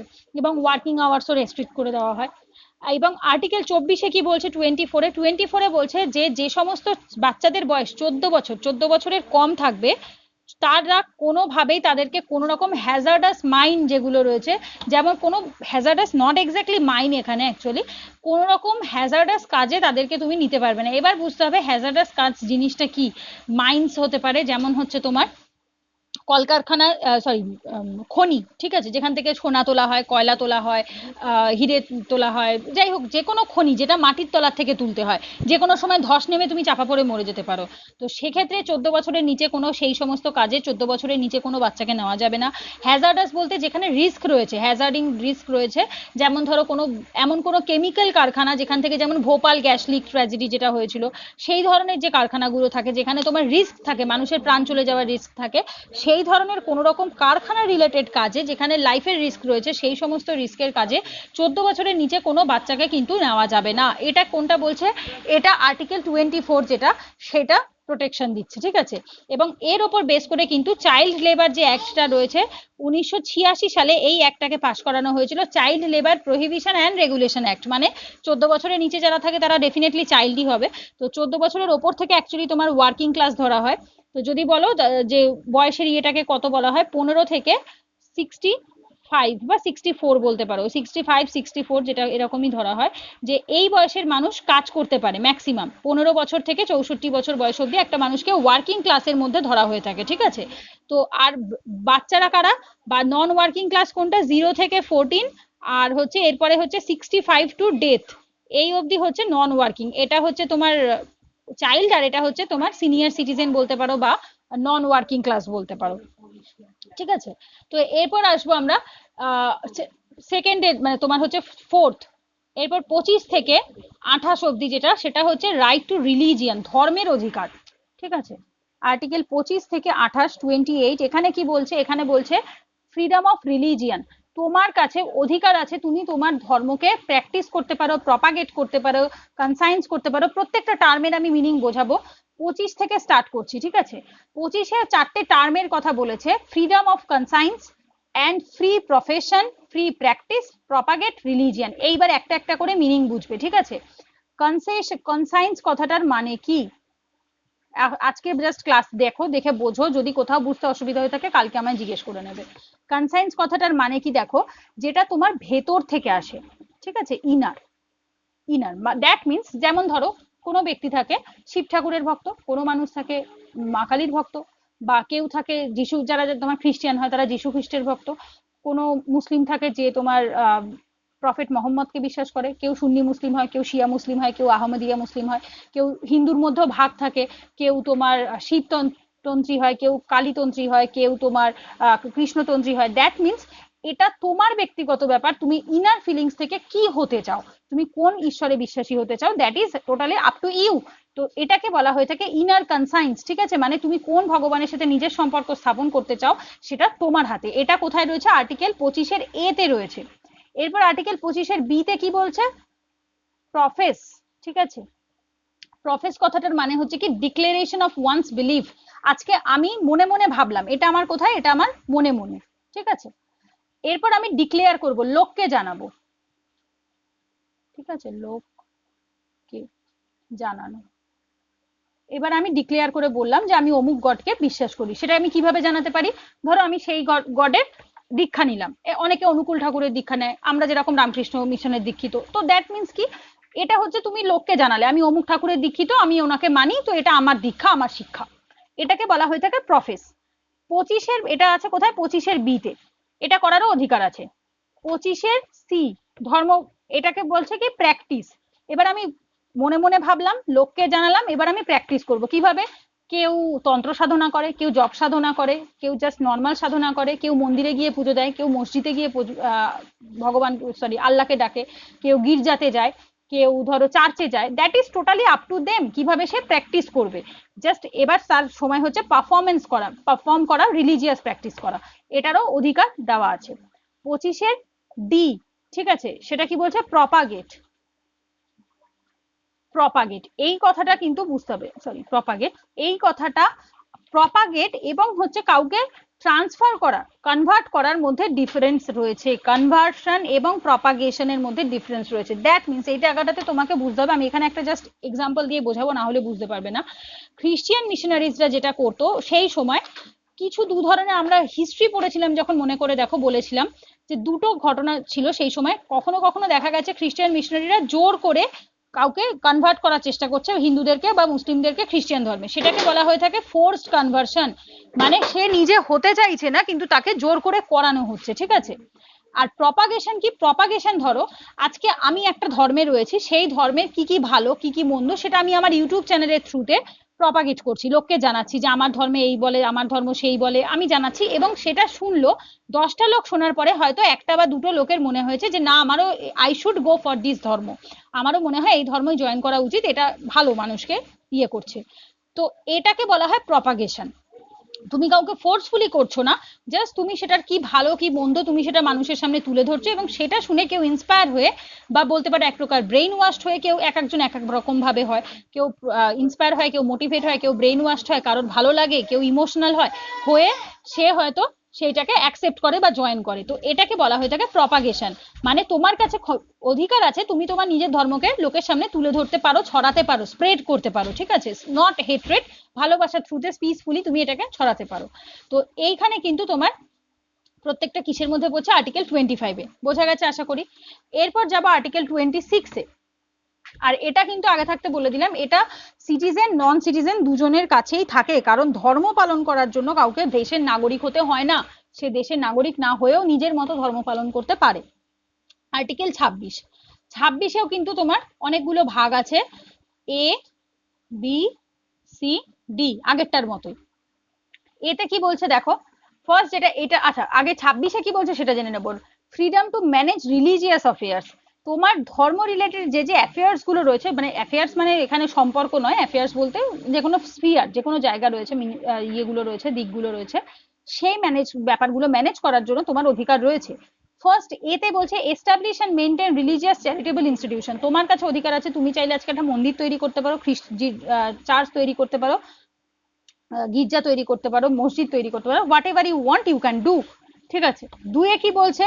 Manage its own religious affairs. তুমি নিজের ধর্মকে সেই এলাকাটাতে কিভাবে ম্যানেজ করবে, কিভাবে কি না চালাবে, সেটারও কিন্তু তোমার অধিকার আছে। তুমি মন্দিরে যাবে না মসজিদে যাবে না, কিভাবে কি করবে সেটা, মানে কোন ফুল দিয়ে পুজো করবে আর কোন মিষ্টি দেবে, এটা টোটালি তোমার হাতে রয়েছে।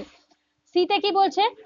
Right own and acquire movable and immovable property, ঠিক আছে। মানে কি? তোমার কাছে অধিকার আছে, তুমি ধর্মের জন্য মুভেবল এবং ইমুভেবল প্রপার্টি হোল্ড করতে পারো। মুভেবল প্রপার্টি যেটা তুমি একটা জায়গা থেকে আরেকটা জায়গায় নিয়ে যেতে পারো, তো এটা তো বাড়িঘর কখনোই হয় না, বাড়িঘর একটা জায়গা থেকে আরেকটা জায়গায় নিয়ে যেতে পারবে না, বাট ধর্মের জন্য তুমি চাইলে, ধরো তুমি কোনো ভগবানকে কোনো পার্টিকুলার একটা মূর্তি গিফট করতে পারো, কোথাও একটা সোনা জাতীয় বা কোনো অর্নামেন্টস দিতে পারো, এটা মুভেবল। ইমুভেবল কোনগুলো? যেমন ধরো পার্টিকুলার একটা জমি কিনে তুমি মন্দির তৈরি করলে, সেটা ইমুভেবল প্রপার্টির মধ্যে গেল। তো এই অধিকারটাও কিন্তু তোমার আছে। ডিতে কি বলছে? Administer each property in accordance with the law. তুমি চাইলে সেই প্রত্যেকটা প্রপার্টি, মানে সেটা মন্দির হোক মসজিদ হোক, তোমার যে প্রপার্টিটা তুমি কিনেছো, জমিটা কিনেছো, সেটা তুমি অ্যাডমিনিস্টার করতে পারো, বাট উইথ দি ল, তোমাকে প্রত্যেকটা আইনের থ্রুতে তোমাকে করে নিতে হবে, ঠিক আছে, উইথ ল। তো এইখানে যেগুলো প্রত্যেকটা আমি পড়লাম, সেটা একটা জিনিস খেয়াল করে দেখবে, প্রত্যেকটাই ধর্মের অ্যাফেয়ার্স, ম্যানেজ অ্যাফেয়ার্স রিলেটেড। মানে হচ্ছে ধরো সেটা চার্চ হতে পারে, তোমার হচ্ছে ওটাকে কি বলে, মন্দির হতে পারে, কোনো প্রপার্টি হতে পারে। বেসিক্যালি এটা ইজ ফর হোল, মানে মন্দির তো কারোর একার প্রপার্টি নয়, ঠিক আছে। তো কি এইখানেই বলছে, এই জায়গাটাতে বোঝা যাচ্ছে যে এটা হচ্ছে কালেকটিভ। এই দেখো খেয়াল করে একটা বুঝতে পারবে একটা জিনিস, এই 26 নম্বরে যা যা আমরা পড়লাম প্রত্যেকটাই কিন্তু কালেকটিভলি।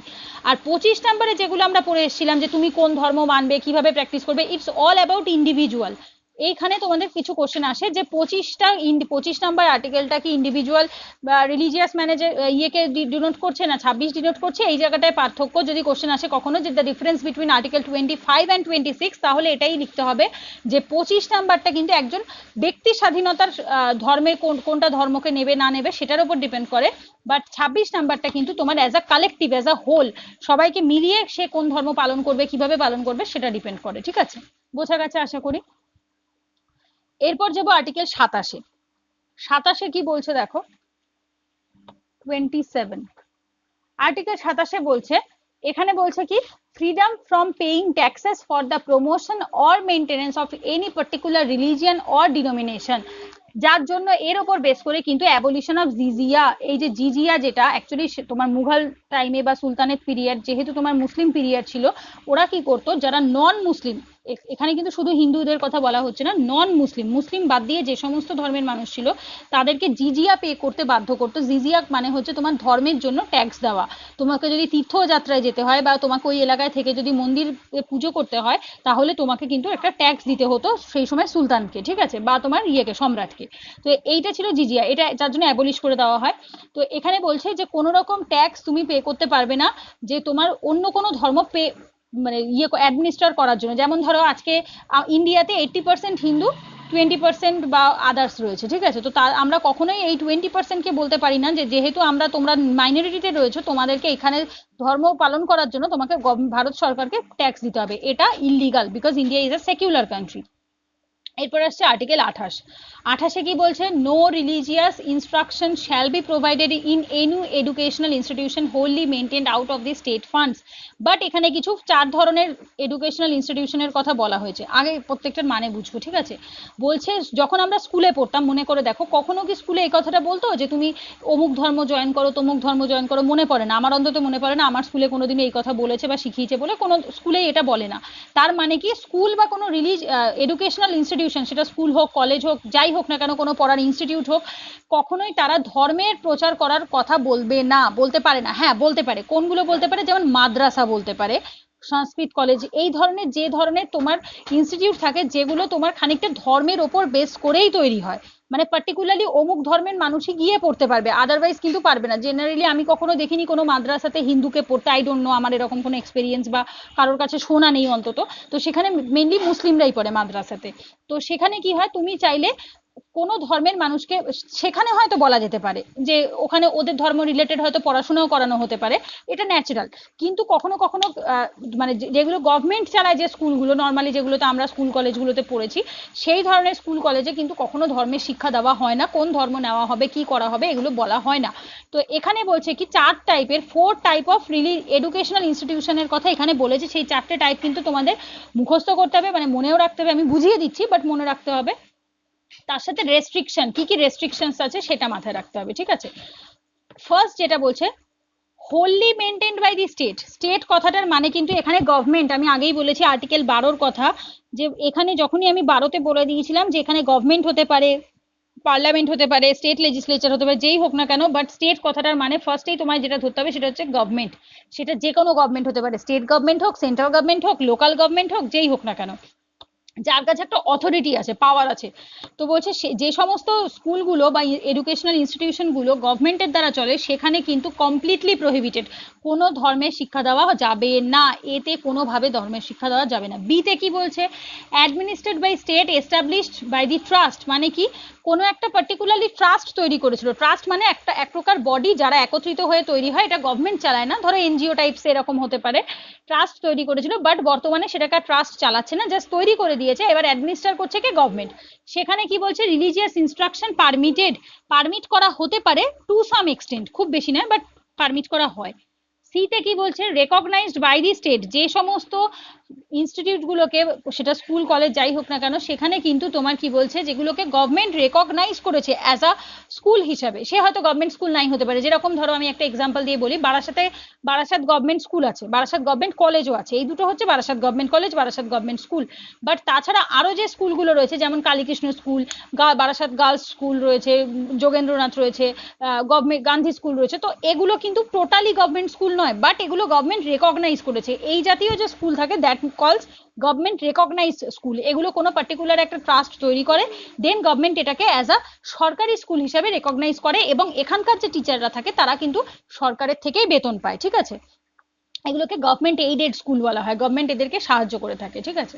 আর কিন্তু এরা পুরোপুরি গভর্নমেন্ট নয়। যেগুলো Barasat government school, Barasat government college, এরা হচ্ছে ফুললি গভর্নমেন্ট স্কুল। তো এখানে তো কোনোভাবেই একেবারেই সম্ভব নয়। রেকগনাইজড বাই দি স্টেট, এখানে বলছে কি permitted on voluntary basis. Permit করা হতে পারে, বাট ভলেন্টারি বেসিসে, মানে হয়তো কখনো টু সাম এক্সটেন্ট কোনো প্রয়োজনে হতে পারে, হয়তো সেই স্কুলটা এমনই একটা স্কুল, সেটা হয়তো কোনো ধর্মের বেসিসে চলছে, তবেই সেখানে রেকগনাইজ করা যেতে পারে জিনিসটাকে, বা মানা যেতে পারে, তবেই। এরপর 4 নম্বরে মানে হচ্ছে তোমার ডিতে কি বলছে? ডিতে বলছে receiving aid from the state. এটাও কিন্তু তোমার হচ্ছে তোমার কি permitted on the voluntary basis, এখানেও সেম তাই, ভলেন্টারি বেসিসে, পুরো পার্মানেন্ট নয়, এটাকে কোনোভাবে টু সাম এক্সটেন্টে মানা যেতে পারে। তো আমরা দেখতে পাচ্ছি শুধুমাত্র যেগুলো স্টেট মেনটেন করছে, হোললি মেনটেনড বাই দি স্টেট, সেখানেই শুধুমাত্র প্রহিবিট করা হচ্ছে। বাকি যে তিনটে জায়গা রয়েছে সেই তিনটে জায়গায় হোললি নয়, পার্টলি ভলেন্টারি বেসিসে পারমিট করা যেতে পারে। ঠিক আছে, যেমন ধরো এর মধ্যে কিন্তু মাদ্রাসাগুলো পড়ে, বা ধরো কোনো হিন্দু কলেজ যেগুলো তোমার পার্টিকুলারলি ওই শুধু হিন্দুরাই পড়তে পারবে, এই জাতীয় যে কলেজ রয়েছে, বা কিছু কলেজ থেকে যেখানে শুধু খ্রিস্টিয়ানই পড়তে পারবে, সেই জাতীয় কলেজগুলো হয়তো এরকমটা করে। বোঝা গেছে? এটা হচ্ছে আর্টিকেল কোথায় বলেছে, 28-এ বলেছে। ঠিক আছে, আচ্ছা, এরপর আসবো আর্টিকেল 29। 29-এ কি বলছে দেখো, 29 এবং 30 এই দুটো মিলে বলা হয়েছে কালচারাল এবং এডুকেশনাল রাইট। যারা মাইনরিটি রয়েছে আমাদের ইন্ডিয়াতে, তো সেটা যে কোনো হতে পারে, রিলিজিয়ানের ধর্মের বেসিসে মাইনরিটি হতে পারে, কাস্টের বেসিসে মাইনরিটি হতে পারে, রেসের বেসিসে মাইনরিটি হতে পারে, বা যে কোনো কিছুর ভিত্তিতে, ল্যাঙ্গুয়েজের ভিত্তিতে হতে পারে, আরো অনেক অপশন আছে অ্যাকচুয়ালি তোমার। তো এদেরকে বলা হয় মাইনরিটি, মানে হচ্ছে সংখ্যালঘু, যারা সংখ্যায় কম থাকে, দে আর কল্ড মাইনরিটি। এখানে কিন্তু কোনো রকম পয়সা রিলেটেড বিষয়টা নয়, বিষয়টা হচ্ছে ধরো এমন নয় যে কোনো মুসলিম বড়লোক হতে পারবে না, বা যে যার ভাষাটা ইন্ডিয়াতে কম লোক বলা হয় সে বড়লোক হতে পারবে না। এখানে মানি ডাজন্ট ম্যাটার, এখানে ম্যাটার করে কি, দ্য নাম্বার অফ পিপল, এই ভাষার ভিত্তিতে কটা লোক আছে, এই কাস্টের ভিত্তিতে কটা লোক আছে, এই ধর্মের ভিত্তিতে কটা লোক আছে, এই জাতের ভিত্তিতে কটা লোক আছে, সেটার উপর ভিত্তি করে তৈরি হয় হচ্ছে মাইনরিটি অ্যান্ড মেজরিটি। ঠিক আছে, বোঝা গেছে আশা করি।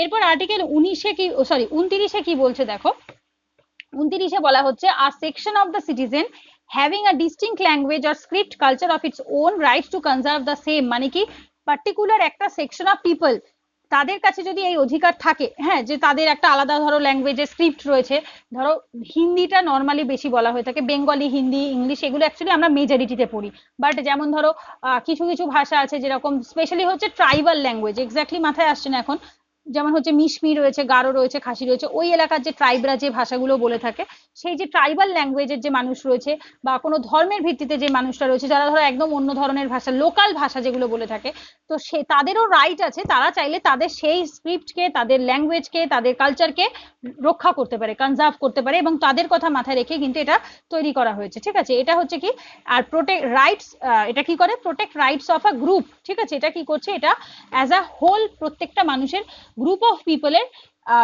ইয়েটাকে, তোমার ব্যাপারটাকে প্রোটেকশন দিচ্ছে। ঠিক আছে, এরপর এ পাশে কি বলছে, note citizen shall be denied or admission into any educational institution maintained by the state or out of the state fund or grants of religion, race, caste or language, মানে কি, এই জায়গাটা একটু কনসেপ্ট আছে, ভালো করে বুঝবে। কোনো ব্যক্তিকে, সে যেই হোক না কেন, কোনো এডুকেশনাল ইনস্টিটিউশনে আটকানো যেতে পারে না। যেমন ধরো আজকে একটা মানুষ, মেয়ে বা ছেলে গেল একটা স্কুলে ভর্তি হতে, তাকে এটা বলা হতে, যদি সেই স্কুলটা, ঠিক আছে, যদি সেই স্কুলটা গভর্নমেন্টের টোটালি চালানো হয়, বা গভর্নমেন্ট এইডেড ফান্ড, গভর্নমেন্টের পয়সা দ্বারা চালানো হয়, বা মেনটেনড বাই দি গভর্নমেন্ট, গভর্নমেন্ট সেটাকে মেনটেন করে, যদি এই তিনটে অপশন থাকে সেই স্কুলটার মাথার উপরে, টোটালি গভর্নমেন্ট চালাবে, বা গভর্নমেন্ট পয়সা দিয়ে হেল্প করবে, বা অ্যাডমিনিস্টার করে হেল্প করবে, যদি গভর্নমেন্টের নামে তকমা থাকে এই তিন ধরনের স্কুলে, কখনো কাউকে আটকানো যেতে পারে না, শুধুমাত্র সে অ্যাজ আ মাইনরিটি বলে, কখনো কিন্তু এটা করা যাবে না। বোঝা গেছে? আর এটা কি বলছে, right of a citizen as a individual, এটা কি করছে, একজন ব্যক্তির ইয়েকে, তোমার অধিকারকে অ্যাজ আ ইন্ডিভিজুয়ালির মাধ্যমে রক্ষা করছে। বোঝা গেছে? এর আগে যেটা আমি বোঝালাম এতক্ষণ, যেটা ফার্স্ট যেটা আমি বোঝালাম, সেটা কাকে, সেটা কত নাম্বারে ছিল, সেটা ছিল 29-এর এ, আর এখন যেটা বোঝালাম সেটা 29-এর বি। এইখানে এই যে এখানে দেখতে পাচ্ছ নোটের ভেতর লেখা 29A, এটাও এ, এটাও এ, এটা 29B, 29B, দ্যাট মিনস কি, এইটা হচ্ছে এই অ্যাকচুয়ালি এই যে হেডিংটা প্রথমে বড়টা, এটা অ্যাকচুয়ালি তোমার এতে পড়ে, আর এটাও বিতে পড়ে, কিন্তু এই যে এটা গ্রুপকে প্রোটেক্ট করছে, এটা ইন্ডিভিজুয়ালকে প্রোটেক্ট করছে। বোঝা গেছে? এরপর আসছে তোমার কি বলছে, আর্টিকেল 30 কি বলছে, আর্টিকেল 30-এ বলছে দেখো, 30, এটাতেও আবার ভাগ আছে, এ, বি, সি। এতে বলছে হচ্ছে দেখো, যত ধরনের মাইনরিটি রয়েছে, ঠিক আছে, তাদের কাছে অধিকার আছে, তারা চাইলে তাদের নিজেদের পছন্দ মতো এডুকেশনাল ইনস্টিটিউশন অ্যাডমিনিস্টার করতে পারে, তৈরিও করতে পারে। বোঝা গেছে? যেমন হচ্ছে সেই কারণে মাদ্রাসা তৈরি করার অধিকার কিন্তু আছে। দ্যাট মিনস তারা চাইলে তাদের ধর্মের শিক্ষাকে প্রোপাগেট করার জন্য করতে পারে। বোঝা গেছে? বিতে কি বলছে, মাইনরিটি যারা রয়েছে তাদের প্রপার্টির রাইট যেটা, ঠিক আছে, shall be abrogate or restrict added by the 44th amendment act 1978 deleted the right of property as a fundamental right. বিতে বলছে যারা মাইনরিটি রয়েছে তাদের সম্পত্তিকে অ্যাব্রোগেট করা যেতে পারে এবং কি বলছে রেস্ট্রিক্টও করা যেতে পারে, বাধাও দেওয়া যেতে পারে। এটা কিন্তু খানিকটা টু সাম এক্সটেন্ট নেগেটিভ, এটা একটু পজিটিভ বাট এটা নেগেটিভ। কেন এটা নেগেটিভ? কারণ হচ্ছে মাইনরিটি যারা রয়েছে তাদের সম্পত্তিকে তুমি নিয়ে নিতে পারো। হ্যাঁ, এক্ষেত্রে এটা বলতে পারো না যে তাহলে কি মেজরিটিদেরটা নেওয়া যায় না, ডেফিনেটলি নেওয়া যায়। বাট এখানে যেহেতু আমরা মাইনরিটি নিয়ে কথা বলছি সেহেতু মাইনরিটিটাকে বলছি, মেজরিটিদের সম্পত্তিও নেওয়া যেতে পারে। কারণটা কি? কারণ হচ্ছে এখন আর সম্পত্তির অধিকার কিন্তু ফান্ডামেন্টাল রাইটের মধ্যে পড়ে না, যেটা আমি অলরেডি তোমাদের বলে দিয়েছি বারবার। এটা এখন চলে গেছে লিগাল বা কনস্টিটিউশনাল রাইটে। সুতরাং এর বাইরে এক্সেপশনের মধ্যে কিন্তু মাইনরিটি পড়ে না। তো যদি জিজ্ঞাসা করো দিদি তাহলে এই জিনিসটাতে কি মাইনরিটির এক্সেপশন? নো, মাইনরিটিটাও এখানে মেজরিটির মতোই হবে, তাদের সম্পত্তিও চাইলে নিয়ে নেওয়া যেতে পারে বা অ্যাব্রোগেট করতে পারে গভর্নমেন্ট, ঠিক আছে। সিতে কি বলছে দেখো, state shall not discriminate on granting aid against any educational institution managed by a minority। কখনোই গভর্নমেন্ট চাইলে রিফিউজ করতে পারবে না, কখনো গভর্নমেন্ট কাউকে রিফিউজ করতে পারবে না কোনো মাইনরিটি, মানে এটা বলে যে তোমার ইনস্টিটিউশন একটা মাইনরিটি চালাচ্ছে, মানে সে ল্যাঙ্গুয়েজের হোক বা জাতের হোক বা ধর্মের হোক, কখনো এটা বলে গভর্নমেন্ট কাউকে হেল্প করতে, বাধা দিতে বা রিফিউজ করতে পারবে না। বোঝা গেছে? এই হচ্ছে তোমাদের আর্টিকেল 30। এরপর দেখো এইখানে কিন্তু মাইনরিটি এডুকেশন ইনস্টিটিউশন যেটা রয়েছে এটা তোমাদের তিনটে ভাগে ভাগ করেছে। 3 টাইপ অফ এডুকেশনাল ইনস্টিটিউশন রয়েছে। কি কি? ফার্স্ট যেটা বলছে দেখো, seek recognition plus aid from the state. এক নম্বরে বলছে সিক কথাটা মানে হচ্ছে চাওয়া। কি বলছে? গভর্নমেন্টের কাছ থেকে রেকগনিশনও চায় মানে সম্মানও চায়, প্লাস এইড হেল্পও চায় পয়সা দিয়ে। এইড কথাটার মানে হেল্প, টাকা দিয়ে হেল্প। এদের কাছে স্টেটের কি পাওয়ার থাকে দেখো, regulatory power of the state. এক্ষেত্রে গভর্নমেন্টের পাওয়ার কিন্তু বেশি থাকে, গভর্নমেন্ট চাইলে এটাকে টোটালি রেগুলেট করতে পারে, কারণ এ গভর্নমেন্টের দয়াতে রেকগনিশনও পেয়েছে, গভর্নমেন্টের দয়াতে এ পয়সাও পাচ্ছে। 2 নম্বরে কি বলছে? 2 নম্বরে বলছে seek only recognition not aid. শুধুমাত্র রেকগনিশন চাইছে কিন্তু এইড চাইছে না, মানে পয়সা দিয়ে হেল্প কোনোভাবে চাইছে না, শুধুমাত্র সম্মানটুকু চাইছে।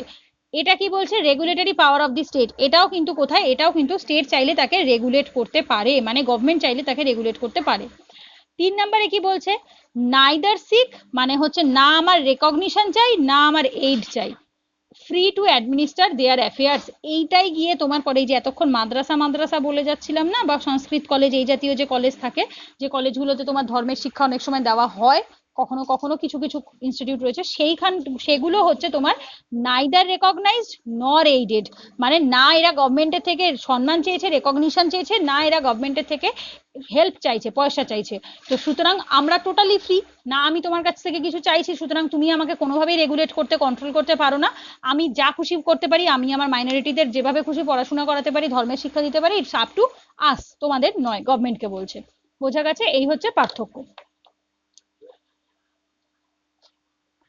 এই অবধি যে ফান্ডামেন্টাল রাইট গুলো আমরা পড়লাম সেগুলো হচ্ছে ফান্ডামেন্টাল রাইট, মানে হচ্ছে দেওয়া, ঠিক আছে, মানে টোটালি গভর্নমেন্ট হচ্ছে ফান্ডামেন্টাল রাইট দিল আমাদের।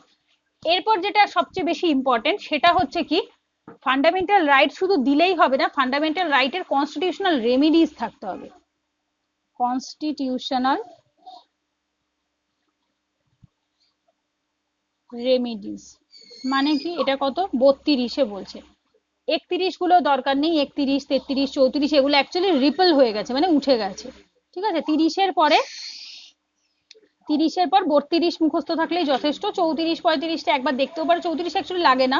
ওই মার্শাল ল এর যে অংশটুকু রয়েছে, এই যে এখানে রয়েছে মার্শাল ল আর ন্যাশনাল এমার্জেন্সির মধ্যে পার্থক্য কি, 33, 34, 35-এর এই 35-এর মধ্যে এই পার্থক্যটা পড়ে, এইটুকু শুধু দেখলেই তোমাদের হবে, আদারওয়াইজ সেই অর্থে অত ইম্পর্টেন্ট নয়, ঠিক আছে। এরপর দেখো যেটা বলছি রাইট টু আর্টিকেল, এটা হচ্ছে 32-এরটা খুব ইম্পর্টেন্ট, কনসেপ্টের দিক থেকে ইম্পর্টেন্ট। কেন ইম্পর্টেন্ট একটু বলি, এক সেকেন্ড একটু ওয়েট করো। হ্যাঁ মা, মা একটু পেনের ওই ক্যাপটা তুলে দাও।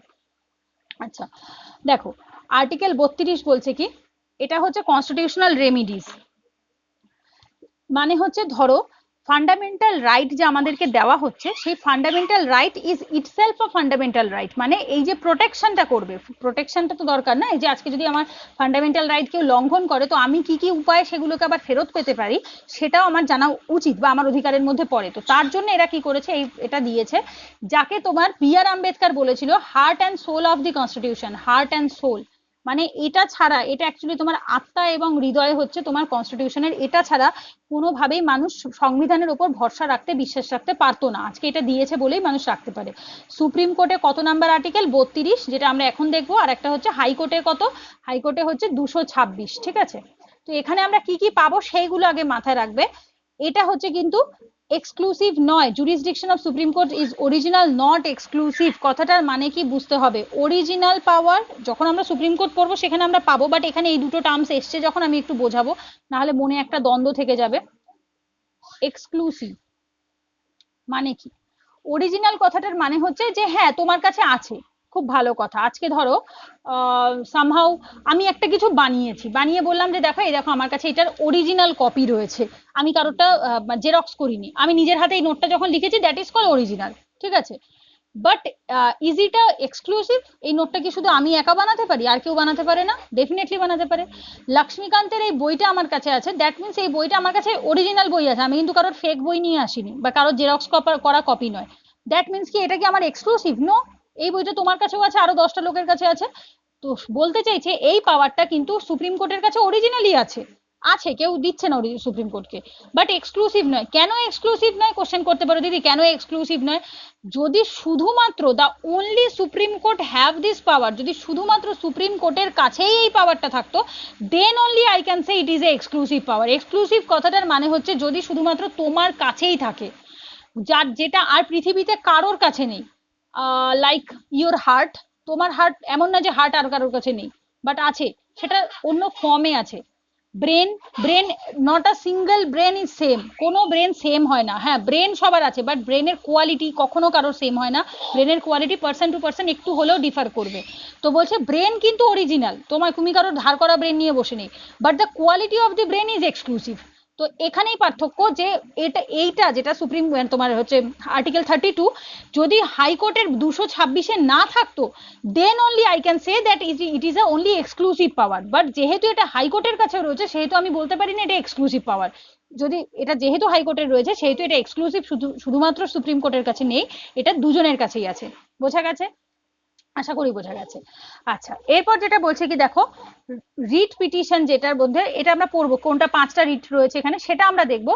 ফার্স্টে অ্যাকচুয়ালি এখানে 5টা রিট রয়েছে, এবং 5টা রিটের সুপ্রিম কোর্ট এবং হাইকোর্টের মধ্যে পার্থক্যটা রয়েছে, ঠিক আছে।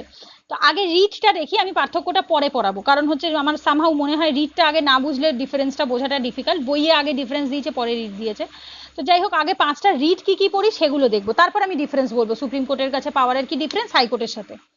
ফার্স্ট দেখো, আমি আগের দিনই তোমাদের এগুলো একটু বোধহয় মেনশন করেই দিয়েছিলাম। Habeas corpus, mandamus, prohibition, certiorari, কোয়ারান্তো। এইবার এইগুলোর প্রত্যেকটার মিনিং বুঝতে হবে, এগুলো একটাও কিন্তু সেই অর্থে ইন্ডিয়ান ল্যাঙ্গুয়েজ নয়, ঠিক আছে। যেমন হ্যাভিয়াস কর্পাস, ম্যান্ডামাস, এগুলো ইন্ডিয়ান ল্যাঙ্গুয়েজ নয়, কোয়ারান্তো ইন্ডিয়ান ল্যাঙ্গুয়েজ নয়, সার্সিওরারিটা খানিকটা Indian language, prohibition Indian language, Indian in the sense English language, ঠিক আছে, মানে আমরা যেগুলো বুঝতে পারি। এই জায়গাটাতে ভীষণ কনসেপ্ট আছে, আমি বারবার এমফাসাইজ করছি, মন দিয়ে বুঝবে। যদি কোথাও অসুবিধা হয়, সামনে খাতা পেন খুলে নিয়েই আশা করি ক্লাস দেখো, তো সামনে খাতা পেন খুলে নেবে। যদি কোথাও অসুবিধা হয় সেখানে সাথে সাথে লিখে রাখবে যে এখানটায় অসুবিধা হয়েছে, আমাকে কালকে অবশ্যই জিজ্ঞাসা করবে। কনসেপ্ট ক্লিয়ার হওয়া খুব ইম্পর্টেন্ট এই জায়গাটা। ফার্স্ট আমরা হ্যাভিয়াস কর্পাসে যাব। হ্যাভিয়াস কর্পাস কি বলছে? এটা একটা ল্যাটিন ওয়ার্ড, ঠিক আছে, ল্যাটিন ভাষা। এই কথাটার মানে হচ্ছে টু হ্যাভ দ্য বডি। তো এক্ষেত্রে তুমি বলতে পারো দিদি মৃতদেহকে তো বডি বলে, তাহলে কি মৃতদেহ চাইছে? No, it is a wrong notion. অনেকেই ভাবে যে টু হ্যাভ দ্য বডি মানে হয়তো আমি মরে গেছে, তার বাড়ির লোকের কাছে বডি দেওয়ার কথা বলছে, তো দ্যাট মিনস হয়তো body. No, body means your body with the life. বেঁচে থাকাকালীনও তোমার বডিটাকে চাইছে, বডি ইন দ্য সেন্স পার্সনটাকে চাইছে। এখানে বডি কথাটার মানে হচ্ছে টু হ্যাভ দ্য পার্সন, আমার এই মানুষটাকে চাই। মানে কি, এটা কার এগেনস্টে হতে পারে? এটা both public plus private authority. তো বলতে পারে এই জায়গাটা তো বুঝতেই পারলাম না কিছু। মানে ধরো তোমাকে জোর করে কোনো তুমি অন্যায়টা করনি, আস্তে আস্তে বুঝবে ঠান্ডা মাথায়। একজন ব্যক্তি, এই যখন আমি পাবলিক প্রাইভেট কথাটার বলছি, কথাটার মানে কি, কথাটার মানে হচ্ছে এটা গভর্নমেন্টের কোনো অর্গানাইজেশনের ক্ষেত্রেও হতে পারে বা কোনো প্রাইভেট অর্গানাইজেশনের ক্ষেত্রেও হতে পারে। ধরো সেই অন্যায়টা করেনি কিন্তু তাকে শাস্তি তোমার ইয়ে করে 22-এর আন্ডারে নিয়ে নেওয়া হয়েছে, প্রিভেন্টিভ ডিটেনশনের আন্ডারে, ঠিক আছে? তো তখন তার বাড়ির লোক গভর্নমেন্টের কাছে অ্যাপিল করতে পারে habeas corpus to have the body, আমরা আমাদের মানুষটিকে ফেরত চাই। এটা একটা গভর্নমেন্ট অফিসিয়ালের ক্ষেত্রেও হতে পারে, একটা প্রাইভেট অথরিটির ক্ষেত্রেও হতে পারে, যে ক্ষেত্রে যে কারোর ক্ষেত্রে হতে পারে, ঠিক আছে? এইবার কি বলছে দেখো, এক্ষেত্রে একটা জিনিস বুঝতে হবে, এটা অনেক রকম ক্ষেত্রে হতে পারে। একটা আর্টিকেল 22-এর আন্ডারে হতে পারে, আর একটা হতে পারে একই কাজের জন্য, ধরো তোমাকে যেমন ডাবল জিওপার্ডি যে কথাটা আমরা বলেছিলাম, সেই ডাবল জিওপার্ডি যদি তোমাকে কেউ দেয় তখনও কিন্তু তুমি হ্যাভিয়াস কর্পাস অ্যাপ্লাই করতে পারো। মানে জোর করে যদি তোমাকে কেউ একই কাজের জন্য দুবার করে শাস্তি দেয়, তাহলে তুমি সেকেন্ড টার্মের বেলায় তোমার বাড়ির লোক কিন্তু গভর্নমেন্টের কাছে, মানে সুপ্রিম কোর্টের কাছে অ্যাপিল করতে পারে to have the body, that means habeas কর্পাসের মাধ্যমে। বোঝা গেছে আশা করি? যে জায়গাগুলো এখানে দেখবে হাইলাইট করা রয়েছে পিঙ্ক পিঙ্ক করে, দ্যাট মিনস ওখান থেকে এমসিকিউ এসছে এর আগে, তো ওই জায়গাগুলো বেশি এমফাসাইজ করবে। এরপর আসছে ম্যান্ডামাস 2 নম্বরে। ম্যান্ডামাসে কি বলছে, ম্যান্ডামাস কথাটার মানে হচ্ছে উই কমান্ড, আমি ডিক্লেয়ার করছি বা আমরা ডিক্লেয়ার করছি, উই কমান্ড মানে আমরা বলছি। মানে কি, কাকে বলছে, কোনো জুডিশিয়ারি, কোনো জুডিশিয়ারি যদি কোনো অ্যাডমিনিস্ট্রেটিভ বডির কাছে বলে, নট অনলি অ্যাডমিনিস্ট্রেটিভ বডি, মানে ধরো যে কেউ হতে পারে, অ্যাডমিনিস্ট্রেশন রিলেটেড হতে পারে বা আদার্স কোনো অর্গানাইজেশন হতে পারে বা কোনো প্রাইভেট অথরিটি হতে পারে, প্রাইভেট ইন্ডিভিজুয়াল একজন আলাদা ব্যক্তি হতে পারে, যে কেউ হতে পারে, ঠিক আছে, but not the judiciary. Judiciary কোনো জুডিশিয়ারিকে নয়, জুডিশিয়ারিকে কখন বলে, প্রহিবিশনের ক্ষেত্রে বলে। এখানে দেখো ব্র্যাকেটে আমি লিখে রেখেছিলাম একটা এক্সাম্পলের তরে, সুপ্রিম কোর্ট কাকে বলছে, পিএসসি অফ ওয়েস্ট বেঙ্গল।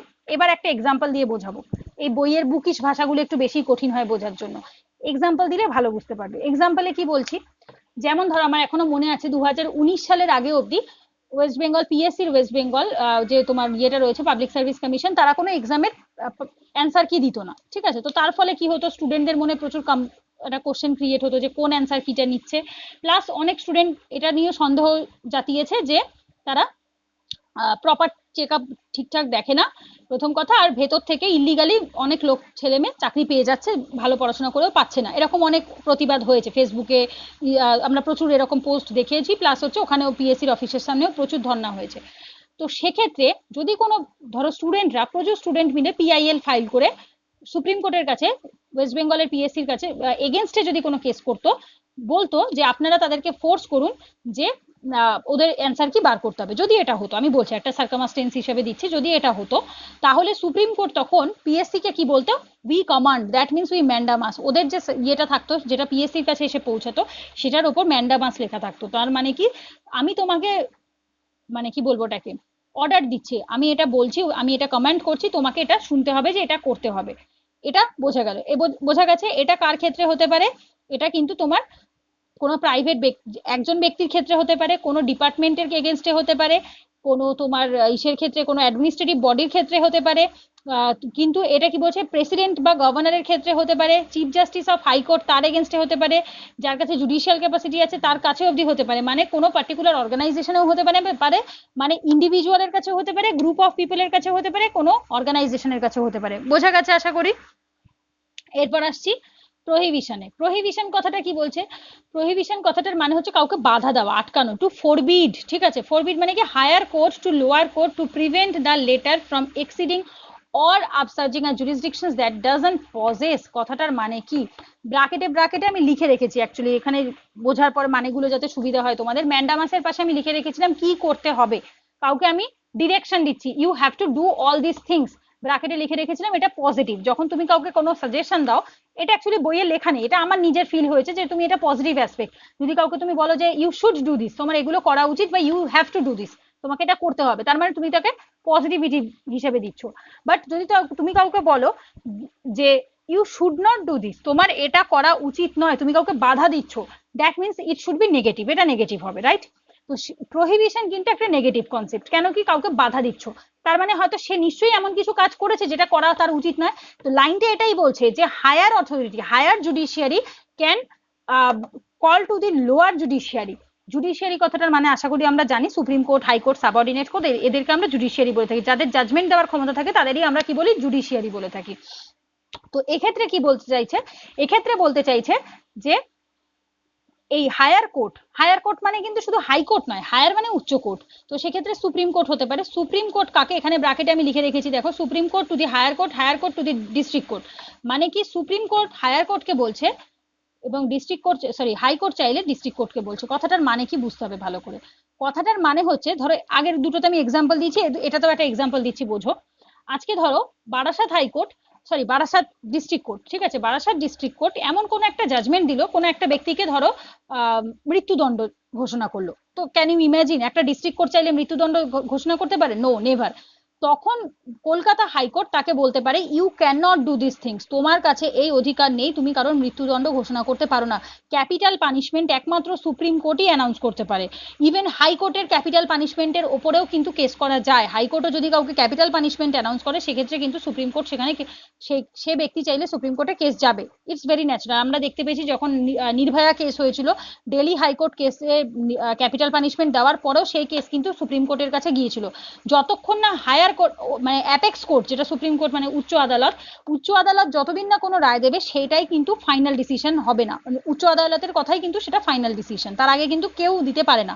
তো যদি ধরো বাই চান্স আজকে আমাদের বারাসাত কোর্ট যদি বলে যে অমুক ব্যক্তিকে আমি ক্যাপিটাল পানিশমেন্ট দিতাম, তাহলে কিন্তু হাইকোর্ট তাকে বলবে you have not this all this power, তোমার কাছে এই পাওয়ার কিন্তু নেই, তুমি চাইলে এটা বলতে পারো না, আমি তোমাকে বাধা দিচ্ছি, I am prohibiting you, I am forbid you, আমি তোমায় বাধা দিচ্ছি, আটকাচ্ছি। বা আজকে কলকাতা হাইকোর্ট যদি এরকম কোনো কথা বলে থাকে, তাহলে সুপ্রিম কোর্টও তাহলে তাকে আটকাতে পারে, ঠিক আছে। তো এই এক্সাম্পলটা কি, এটা হচ্ছে প্রহিবিশন, যেটা একটা তোমার নেগেটিভ কনসেপ্ট, ঠিক আছে। আচ্ছা, ম্যান্ডামাস কি করে আগেই বলে দিলাম। ম্যান্ডামাস আর অনেক সময় পরীক্ষায় আসে, what is the difference between the mandamus and the prohibition, because somehow দুটো খানিকটা সেম, খেয়াল করে দেখবে একটা পজিটিভ একটা নেগেটিভ, একটাতে আদেশ দিচ্ছে আর একটাতে তোমাকে বাধা দিচ্ছে, এরকম। Mandamus direct activity, prohibition direct inactivity. কথাটার মানে কি, ম্যান্ডামাস তোমাকে অ্যাক্টিভিটি মানে কি তোমাকে কি করতে হবে সেটা বোঝাচ্ছে, আর প্রহিবিশন কি বলে, ডিরেক্ট ইনঅ্যাক্টিভিটি, তোমার কি করা উচিত নয়, তোমার কোনটা চুপ করে বসে থাকা, এটা এই সময় তোমার কাজ করার কথা না, এই সময় তোমার চুপ করে বসে থাকার কথা। এই কথাটা কে বোঝাচ্ছে, এই কথাটা প্রহিবিশন বোঝাচ্ছে। বোঝা গেছে? আর এটা কিন্তু কি বলছে, এটা জুডিশিয়াল এবং কোয়াসি জুডিশিয়াল অথরিটির ক্ষেত্রেই একমাত্র হবে। কথাটার মানে কি, যার জাজমেন্ট দেওয়ার ক্ষমতা আছে। তো কোয়াসি জুডিশিয়াল কথাটা যদি বলি, কোয়াসি জুডিশিয়াল বলতে এখানে একটা এক্সাম্পল যদি আমি বলি, সেটা হচ্ছে ইলেকশন কমিশন। তো বলতে পারো দিদি কেন কোয়াসি জুডিশিয়াল কথাটার মানে কি, আর কোয়াসি জুডিশিয়াল বলতে তুমি কেন ইলেকশন কমিশনকে বললে? জুডিশিয়ারি কথাটার মানে হচ্ছে যার জাজমেন্ট দেওয়ার ক্ষমতা আছে। কারণ এক্সক্লুসিভ থাকে, যেমন হচ্ছে সুপ্রিম কোর্ট, হাইকোর্ট, তারপর হচ্ছে ডিস্ট্রিক্ট কোর্ট, এদের কাছে জাজমেন্ট দেওয়ার অবশ্যই ক্ষমতা আছে, এরা ডিরেক্ট কোর্টের আন্ডারেই পড়ে। বাট ইলেকশন কমিশন কোনো কোর্ট নয়। বাট ইলেকশন, যদি ইলেকশন রিলেটেড কোনো ইস্যুস হয়, সেক্ষেত্রে কিন্তু ইলেকশন এখানে আমাদের ভারতের সংবিধান ডিরেক্টলি লিখে দিয়েছে একদম স্পষ্টভাবে, যদি কোনো ইলেকশন রিলেটেড ইস্যুস আসে, সেক্ষেত্রে the final decision maker would be the election commissioner. সেক্ষেত্রে যে তিনজন ইলেকশন কমিশনার রয়েছে তাদের কথাই শোনা হবে। এবার সেখানেও যদি কোনো মতপার্থক্য হয়, সেক্ষেত্রে যদি 2:1 হয়, যেদিকে দুজন ইলেকশন কমিশন বেশি একই মতবাদ দেবে, সেটাকেই মানা হবে, ঠিক আছে। তো যেহেতু জাজমেন্ট দেওয়ার ক্ষমতা রয়েছে, সেহেতু তাকে বলা হয় কোয়াসি জুডিশিয়াল, পুরোপুরি নয়, হাফ জুডিশিয়ারি। মানে তাকে খানিকটা অ্যাডমিনিস্ট্রেটিভ কাজও দেখতে হয়, খানিকটা জুডিশিয়ারির কাজও দেখতে হয়। তো that's why he is or she is called, the body is called election commission, sorry quasi judicial body. বোঝা গেছে আশা করি কনসেপ্ট? তো এই যে যেটা আমি বললাম প্রহিবিশন, এটা শুধুমাত্র জুডিশিয়ারি বা কোয়াসি জুডিশিয়ারি যে বডিগুলো রয়েছে সেই বডির কাছেই একমাত্র এই পাওয়ার রয়েছে, আদারওয়াইজ আর কারোর কাছে, কোনো অ্যাডমিনিস্ট্রেটিভ বডির কাছে থাকে না। এরপর যেটা আমরা পড়বো সেটা হচ্ছে 4 নাম্বারেরটা। 4 নাম্বারে কি বলছে দেখো, 4 নাম্বারে আসছে সার্সিওরারি। সার্সিওরারিতে কি বলছি কথাটার মানে বুঝবে, to be informed or certified, তোমাকে জানানো হচ্ছে যে তোমার কি করা উচিত, বা তোমাকে আমি সার্টিফাইড করে দিলাম। এটাকে কখন কে কাকে করতে পারে, এটা সুপ্রিম কোর্ট, এটা এক্সাম্পল জাস্ট আমি উপরে লিখে রেখেছিলাম। সুপ্রিম কোর্ট চাইলে হাইকোর্টকে দিতে পারে। কিভাবে? Higher court to the lower court to transform a case, sorry to transfer a case pending with the latter to or to the quest. যাই হোক, ইংলিশ টিংলিশ পরে পড়বো, দরকার নেই পড়ার, আমাদের বাংলাটা বোঝা নিয়ে কথা। তোমাদের সামনে বই আছে, আশা করি নিজেরাই বই থেকে দেখতে পাবে ইংলিশটা কি লেখা আছে। বলছে কি, এক্সাম্পল দিয়ে বোঝাবো, এক্সাম্পল না দিলে বুঝতে পারবে না। ধরো আজকে হাইকোর্টের কাছে, কলকাতা হাইকোর্টের কাছে অনেকগুলো কেস জমে রয়েছে, ঠিক আছে, এবং এমন একটা কেস জমে রয়েছে যে কেসটার ইম্পর্টেন্সটা খুব বেশি। মানে ধরো অনেক কেসই পেন্ডিং হয়ে থাকে, আমরা সবাই জানি যে আমাদের ইন্ডিয়াতে কিন্তু রেশিওটা, মানে কেস ইস টু অ্যাডভোকেট যে রেশিওটা থাকা উচিত, বা কেস ইস টু জাজেস যে রেশিওটা থাকা উচিত, সেই বা পিপল ইস টু জাজেস যে রেশিওটা থাকা উচিত, সেই রেশিও অত্যন্ত খারাপ অবস্থায় রয়েছে এবং অনেক নিচে রয়েছে, যতটা দরকার তাতে একেবারেই নেই। তো সেটাই বলছে, আমাদের হওয়া উচিত যে 5টা কেস ইস টু 1 অ্যাডভোকেট বা 1 জাজ, বাট সেরকম অবস্থা আমাদের নেই, ঠিক আছে। তো এটা 2019 বা 20-তে সামথিং একটা রিপোর্ট এসেছিল, সেই সময় বলা হয়েছিল। তো এখানে যেটা বলছে যে ধরো হাইকোর্টের কাছে এমন একটা কেস পেন্ডিং হয়ে পড়ে রয়েছে যে কেসটা অনেক আগেই সর্ট আউট হয়ে যাওয়া উচিত ছিল, বাট হাইকোর্ট অন্য কেসের সাথে এটাকেও ফেলে রেখেছে। তখন সুপ্রিম কোর্ট চাইলে কলকাতা হাইকোর্টকে নির্দেশ দিতে পারে বা টু বি ইনফর্মড আর সার্টিফাই করতে পারে যে তোমার কাছে যে পেন্ডিং কেসটা রয়েছে, হয় তুমি ওটার কোনো একটা ডিসিশন নাও, otherwise you have to transfer the case to the supreme court. তোমাকে কেসটা ওর সুপ্রিম কোর্টকে ট্রান্সফার করে দিতে হবে। বোঝা গেছে, এই লাইনটা তাই বলেছে, higher court to the lower court to transfer a case pending with the latter to itself or to the quash order of the latter in a case. মানে সে চাইলে নিজেও জাজমেন্ট দিতে পারে, বা তাকে অর্ডার দিচ্ছে যে তুমি যখন নিজে কোনো জাজমেন্ট দিচ্ছ না, তার মানে তুমি এটাকে ট্রান্সফার করে দাও, অন্য কাউকে এটা ইয়ে করার সময়টা, মানে অপরচুনিটিটা দাও, ঠিক আছে। তো এটাকে বলা হয়ে থাকে সার্সিওরারি। প্রত্যেকটার মিনিং ইম্পর্টেন্ট। আচ্ছা, এরপর কি বলছে দেখো, আর প্রহিবিশন কিন্তু শুধুমাত্র প্রিভেন্টিভ, সার্সিওরারি কিন্তু বোথ প্রিভেন্টিভ প্লাস কিউরেটিভ, এই জায়গাটা বুঝতে হবে। প্রহিবিশন কথা, প্রহিবিশন, আচ্ছা প্রহিবিশন পরে বুঝবো। প্রিভেন্টিভ আর কিউরেটিভের মধ্যে পার্থক্য কি? প্রিভেন্টিভ আর একটা হচ্ছে কিউরেটিভ। আমরা বলি প্রিভেনশন ইজ বেটার দ্যান কিউর, কথাটার মানে হচ্ছে রোগটা হওয়ার আগে থাকতে ইমিউনিটি পাওয়ারটা বুস্ট করে নেওয়াটা ইজ কল্ড প্রিভেনশন। আজকে তুমি যদি মুখে মাস্ক পরো, that is called prevention. Curative কি, তোমার করোনা হয়ে গেছে, তুমি হসপিটালে ভর্তি হয়েছে, তোমার ট্রিটমেন্ট চলছে, বা ধরো তোমার করোনা হওয়ার পরে জ্বরের ওষুধ খাওয়ার থেকে, করোনার ট্যাবলেট খাওয়ার থেকে ইজ বেটার দেন আগে থাকতেই তুমি প্রিভেন্টিভ কিছু ইমিউনিটি বুস্টার খাও, সে খাও বা ভ্যাকসিন নাও, it is totally up to you, but এটাকে বলা হয়ে থাকে প্রিভেন্টিভ অ্যাক্টিভিটি, এটাকে বলা হয়ে থাকে কিউরেটিভ অ্যাক্টিভিটি। তো যখন আমরা প্রহিবিশন পড়লাম তখন আমরা দেখতে পেয়েছি যে টু ফরবিড, তুমি কিছু মানে কোনো অন্যায় করার আগেই তুমি তাকে আটকে দিচ্ছ, বাধা দিয়ে দিচ্ছ যে এটা তুমি করতে পারো না, দ্যাট ইজ কল ফরবিড করা, মানে প্রিভেন্ট করা। তো এটা কিন্তু ঘটনা ঘটে যাওয়ার পরে নয়, ঘটনাটা ঘটার আগেই তোমায় বাধা দিচ্ছে। বাট কিউরেটিভ কি, কিউরেটিভ হচ্ছে তোমার ঘটনাটা ঘটে যাওয়ার পরেও তোমাকে আটকাতে পারে, বা ঘটনাটা ঘটার আগেও তোমাকে আটকাতে পারে। মানে হচ্ছে certiorari both preventive and curative. তুমি কোনো একটা খারাপ জাজমেন্ট দেওয়ার আগেও তোমাকে বাধা দিতে পারে, বা কেসটা যখন পেন্ডিং রয়েছে তখনও তোমাকে আটকাতে পারে যে এই কেসটা এবার তুমি ট্রান্সফার করে দাও, বা কেসটা তুমি কোনো একটা ভুল জাজমেন্ট দিয়ে ফেলেছো তখনও তোমাকে বলতে পারে তুমি কেসটা ট্রান্সফার করে দাও। তার মানে কি, তোমাকে আগেও করতে পারে বা কোনো একটা কিছুর পরেও বলতে পারে। দ্যাট মিনস তোমার প্রিভেন্টিভও হতে পারে, কিউরেটিভও হতে পারে। বোঝা গেছে আশা করি। আচ্ছা, আর এটাও কিন্তু বলছে কি only issued against judicial and quasi judicial bodies, আগে যেটা ছিল সেটার মতোই, কোনো অ্যাডমিনিস্ট্রেটিভ বডিজ এর ক্ষেত্রে হবে না। বোঝা গেছে আশা করি। আচ্ছা, এরপর দেখো যেটা বলছে, আর এর আগে অবধি 1991, ঠিক আছে, সালটা ইম্পর্টেন্ট, 1991 এর আগে অবধি বোথ জুডিশিয়ারি প্লাস অ্যাডমিনিস্ট্রেটিভ, ঠিক আছে, এই 1991 এর আগে অবধি কি ছিল, এটা জুডিশিয়ারি প্লাস অ্যাডমিনিস্ট্রেটিভ দুটো বডির এগেনস্টেই ছিল, বাট পরে এটা চেঞ্জ হয়, but not legislative bodies, private individuals or bodies, ঠিক আছে। এটা কিন্তু আগে কিন্তু লেজিসলেটিভ বডিজ এর এগেনস্টে ছিল না, প্রাইভেট ইন্ডিভিজুয়াল কোনো পার্টিকুলার একজন ব্যক্তির এগেনস্টে ছিল না, অথবা কোনো বডির এগেনস্টেও ছিল না, ঠিক আছে। এটা শুধুমাত্র আগে তোমার অ্যাডমিনিস্ট্রেটিভ আর জুডিশিয়ারি এই দুটোর এগেনস্টে ছিল। বাট বর্তমানে শুধুমাত্র কিন্তু জুডিশিয়ারি এবং কোয়াসি জুডিশিয়ারি বডির এগেনস্টেই রয়েছে, কোনো অ্যাডমিনিস্ট্রেটিভ বডির এগেনস্টে আর নেই, ঠিক আছে। আচ্ছা, চারটে বোঝা গেছে আশা করি। এরপর যেটা আমরা দেখবো সেটা হচ্ছে কোয়ারান্তো।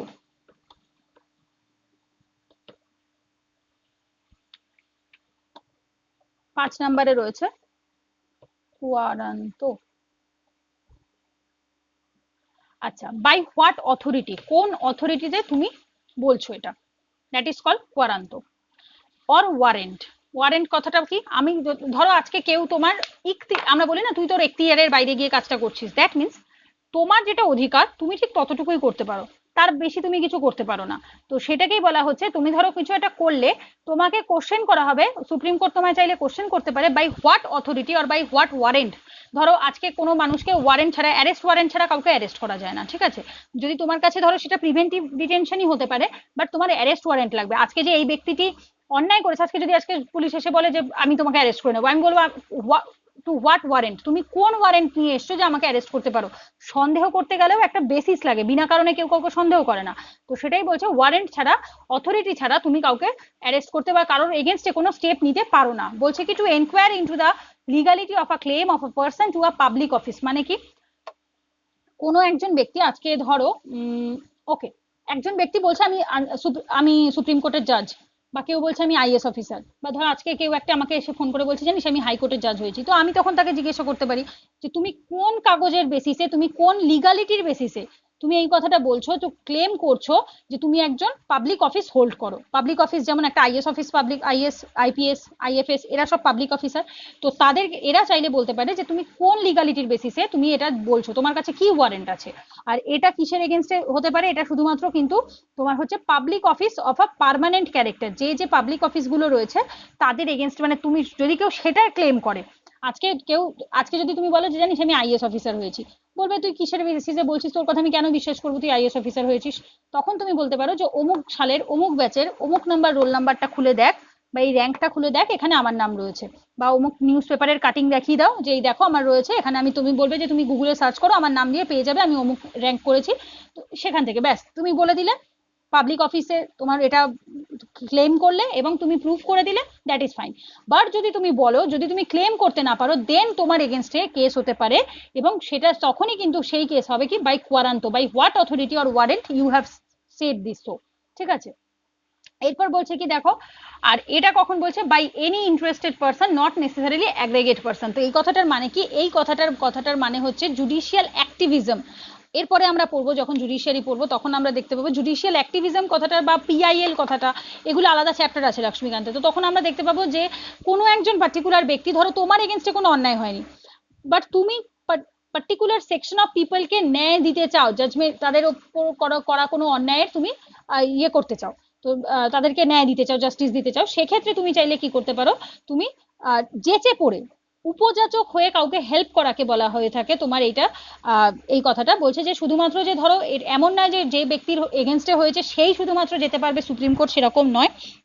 যদি কারোর মনে হয় যে আমার সাথে হয়নি, বাট আমার চেনা পরিচিত কারোর সাথে হয়েছে, আমিও চাইলে তার এগেনস্টে কেস করতে পারি সুপ্রিম কোর্টে। বোঝা গেছে? তো এটাই হচ্ছে পার্থক্য। এখানে তোমাদের আর্টিকেল 32 কমপ্লিট হচ্ছে, কিন্তু 32 এর পর যেগুলো রয়েছে 33, 34, সেই অর্থে ইম্পর্টেন্ট নয়, একেবারেই কোশ্চেন সেই অর্থে আসে না, খুব একটা দরকারও নেই। আর্টিকেল 33-এ বলা হয়েছে parliament can restrict or abrogate fundamental right of armed forces, paramilitary forces, police, intelligence etcetera. Supreme court চাইলে, সরি পার্লামেন্ট চাইলে, actually not supreme court, parliament চাইলে, পার্লামেন্ট কথাটার মানে কি, পার্লামেন্ট কথাটার মানে হচ্ছে লোকসভা, রাজ্যসভা, প্রেসিডেন্ট, তিনজনে একসাথে করে যদি কোনো বিল পাস করিয়ে দেয়, that means we call it parliament.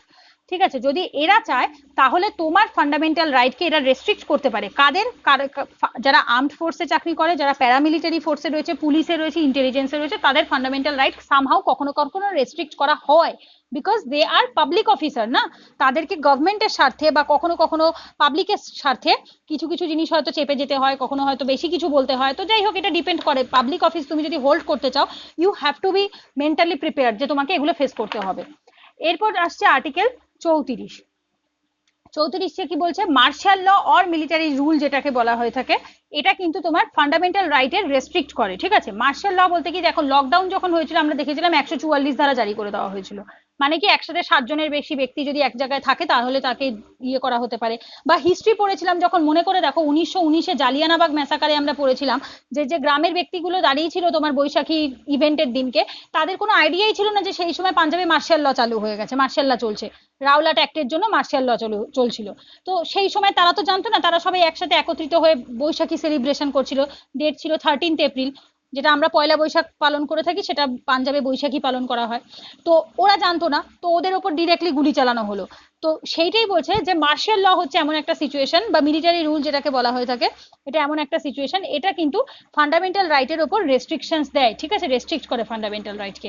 কিন্তু এটা কি, এটা কিন্তু ইমপ্লিসিট, এই জায়গাটাতেই তোমাকে বুঝতে হবে ইমপ্লিসিট আর এক্সপ্লিসিটের কথাটার মানে কি। ইমপ্লিসিট আর হচ্ছে এক্সপ্লিসিট। ইমপ্লিসিট কথাটার মানে হচ্ছে অস্পষ্ট বা যেটা আবরণের নিচে রয়েছে, যেটা ডিরেক্ট দেখা যায় না, দ্যাট ইজ ইনডিরেক্ট। আর এক্সপ্লিসিট যেটা সবার সামনে খোলা রয়েছে, এটা ডিরেক্টলি রয়েছে। আমরা লাইফ সায়েন্সে পড়েছিলাম, আই থিঙ্ক প্রকট আর প্রচ্ছন্ন এরকম সামথিং কিছু একটা ছিল। তো সেইটাই হচ্ছে যেটা প্রচ্ছন্ন, সেটা ঢাকা যেটা থাকে সেটা ইমপ্লিসিট, আর যেটা একদম সবার সামনে থাকে প্রকট থাকে, দ্যাট ইজ কল এক্সপ্লিসিট। তো এই যে আর্টিকেল 34 যেটা, এটা অ্যাকচুয়ালি ইমপ্লিসিট, এটা অলওয়েজ নিউজে থাকে না। একটা জিনিস খেয়াল করবে, আমরা সাধারণ মানুষরা এমার্জেন্সি নিয়ে যতটা কনসার্ন, আমরা কিন্তু এমার্জেন্সি সম্পর্কে বেশি জানি rather than martial law. Martial law সম্পর্কে কিন্তু আমরা তুলনামূলক কম জানি, মিলিটারি রুল সম্পর্কে আমরা কম জানি, আর সেই থেকে সেটা তুলনায় কিন্তু আমরা এমার্জেন্সি পাওয়ার সম্পর্কে কিন্তু বেশি জানি। তো এটা স্বাভাবিক, তো এই কারণে এটা অতটা বেশি এক্সপ্লিসিট নয়। আর এটা কিন্তু ন্যাশনাল এমার্জেন্সির থেকে ডিফারেন্ট, যেটা 352-তে আমরা এরপরে 16 নাম্বার চ্যাপ্টারে পড়বো, ন্যাশনাল এমার্জেন্সি বা আদার্স এমার্জেন্সি গুলো, সেটার থেকে ডিফারেন্ট। তো এখানে একটা পার্থক্য আছে, মার্শাল ল আর মিলিটারি এমার্জেন্সির মধ্যে পার্থক্য কি। ওকে, স্টপ হেয়ার, আমি একটু ভুলে গেছিলাম, এখন মাথায় আসলো যে ফান্ডামেন্টাল রাইট, সরি, রিটের যে দুটো টাইপ ছিল, অ্যাকচুয়ালি সুপ্রিম কোর্ট টাইপ একটা হাইকোর্ট টাইপ, এটার মধ্যে পার্থক্য কি তখন বললাম পরে পড়াবো, আমার এখন খেয়াল ছিল না, পরে চলে গেছি পরে। আগে এটা পড়িয়ে নি, তারপর ওই পার্থক্যটাতে যাচ্ছি, ঠিক আছে।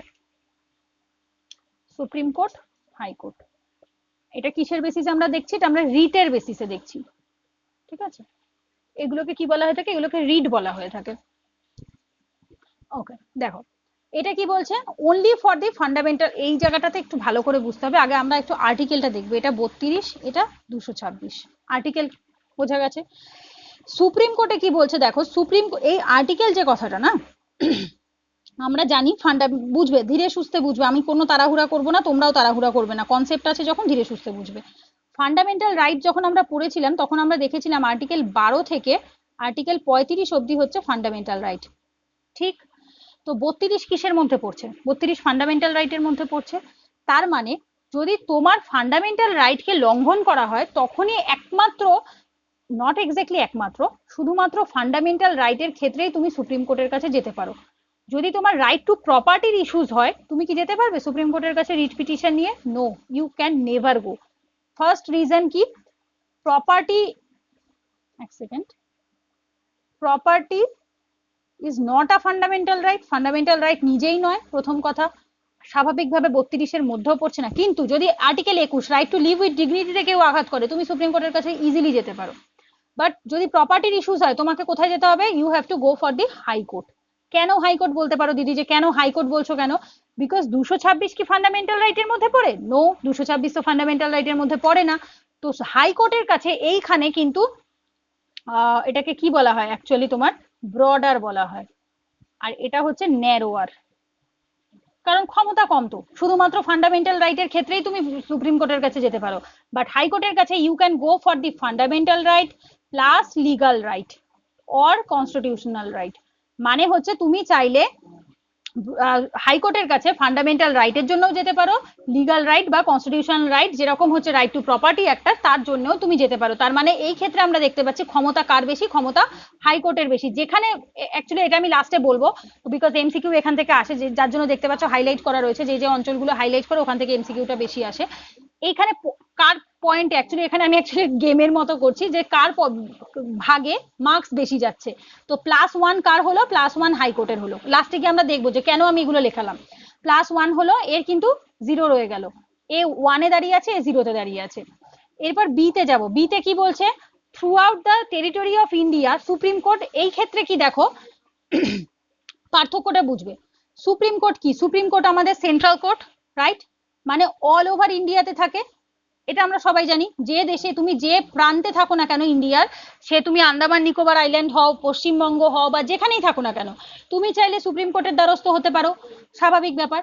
বাট আজকে মহারাষ্ট্রের মানুষ কি চাইলে কলকাতার হাইকোর্টের কাছে আসতে পারে? নো, বাট আন্দামানের লোক চাইলে আসতে পারে। আন্দামান নিকোবর আইল্যান্ডের যে কোর্টের যে ইয়েটা বসে, বেঞ্চটা বসে, সেটা কোথায় বসে? কলকাতা হাইকোর্টে বসে, এটা আমরা জানি, ঠিক আছে, আশা করি জানি, বেশ কিছু সবাই মোটামুটি জানি। তো কলকাতা হাইকোর্টে কিন্তু আন্দামান এবং নিকোবর আইল্যান্ডের যেহেতু তোমার ইয়েটা বসে, বেশ কিছু আছে, যেমন চণ্ডীগড় হরিয়ানার একসাথে বসতো, তেলেঙ্গানা আর অন্ধ্রপ্রদেশ, সেটা আগে একসাথে ছিল, এখন আলাদা হয়েছে। তো এরকম অনেক আছে যেখানে একটা হাইকোর্টের কাছে দুটো তিনটে ডিস্ট্রিক্টের মানে সরি দুটো তিনটে স্টেটের পাওয়ার রয়েছে, এরকমটা হয়।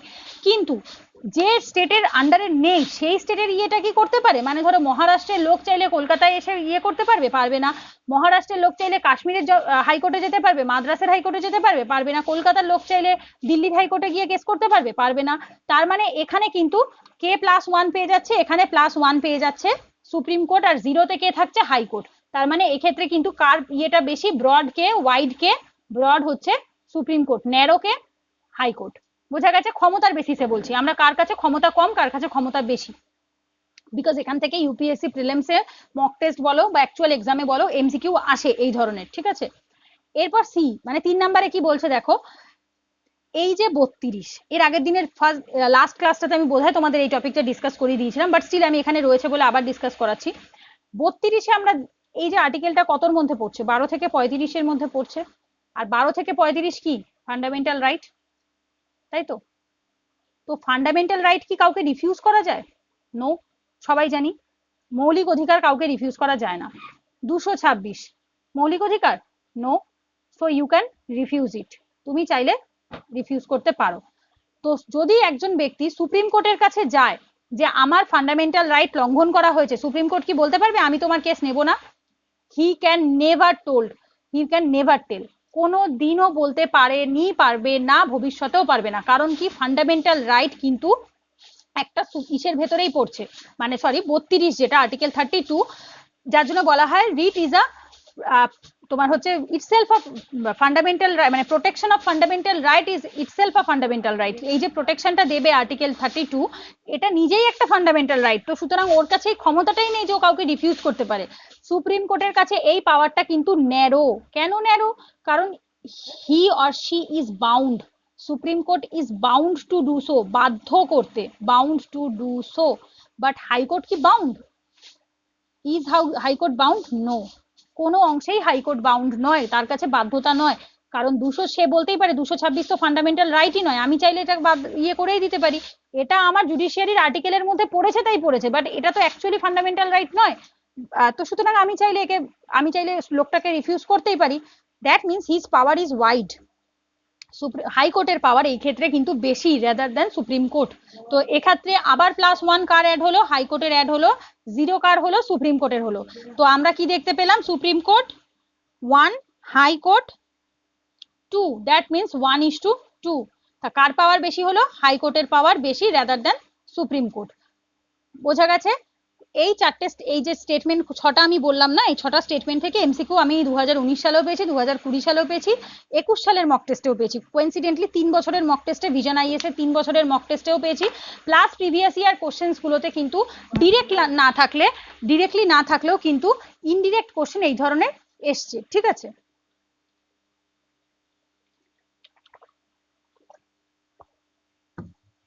ওকে, এই পার্থক্যটা কমপ্লিট।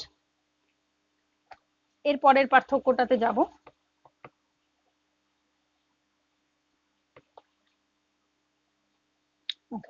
দেখো, মার্শাল ল আর এমার্জেন্সি পাওয়ারের মধ্যে পার্থক্যটা কি?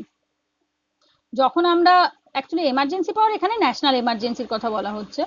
আমরা যখন এমার্জেন্সি পড়বো 16 নাম্বার চ্যাপ্টারে, তখন আমরা দেখতে পাবো 3টে এমার্জেন্সি হয়, একটা ন্যাশনাল এমার্জেন্সি, একটা স্টেট এমার্জেন্সি যেটাকে আমরা প্রেসিডেন্ট রুলও বলে থাকি, মানে হচ্ছে তোমার রাষ্ট্রপতি শাসন, আর একটা হচ্ছে ফিনান্সিয়াল এমার্জেন্সি। আমি এর আগের ক্লাসগুলোতে তোমাদের অনেকবার বলেছি, আরো একবার বলে দিচ্ছি যে ফিনান্সিয়াল এমার্জেন্সি আর ফিনান্সিয়াল ক্রাইসিস কিন্তু এক নয়। আমরা এর আগে দেখেছি 1991 সালে ফিনান্সিয়াল ক্রাইসিস হয়েছিল, but that was not the financial emergency. Financial emergency is different. আজ অব্দি ইন্ডিয়াতে কোনোদিনও হয়নি। স্টেট এমার্জেন্সি প্রত্যেকটা স্টেটে আলাদা আলাদা করে হয়, বহুবার হয়েছে, অনেক, আমাদের পশ্চিমবঙ্গে প্রায় 9-10 বার হয়েছে, কাশ্মীরেও প্রচুর বার হয়েছে, 2019 সালেই হয়েছে।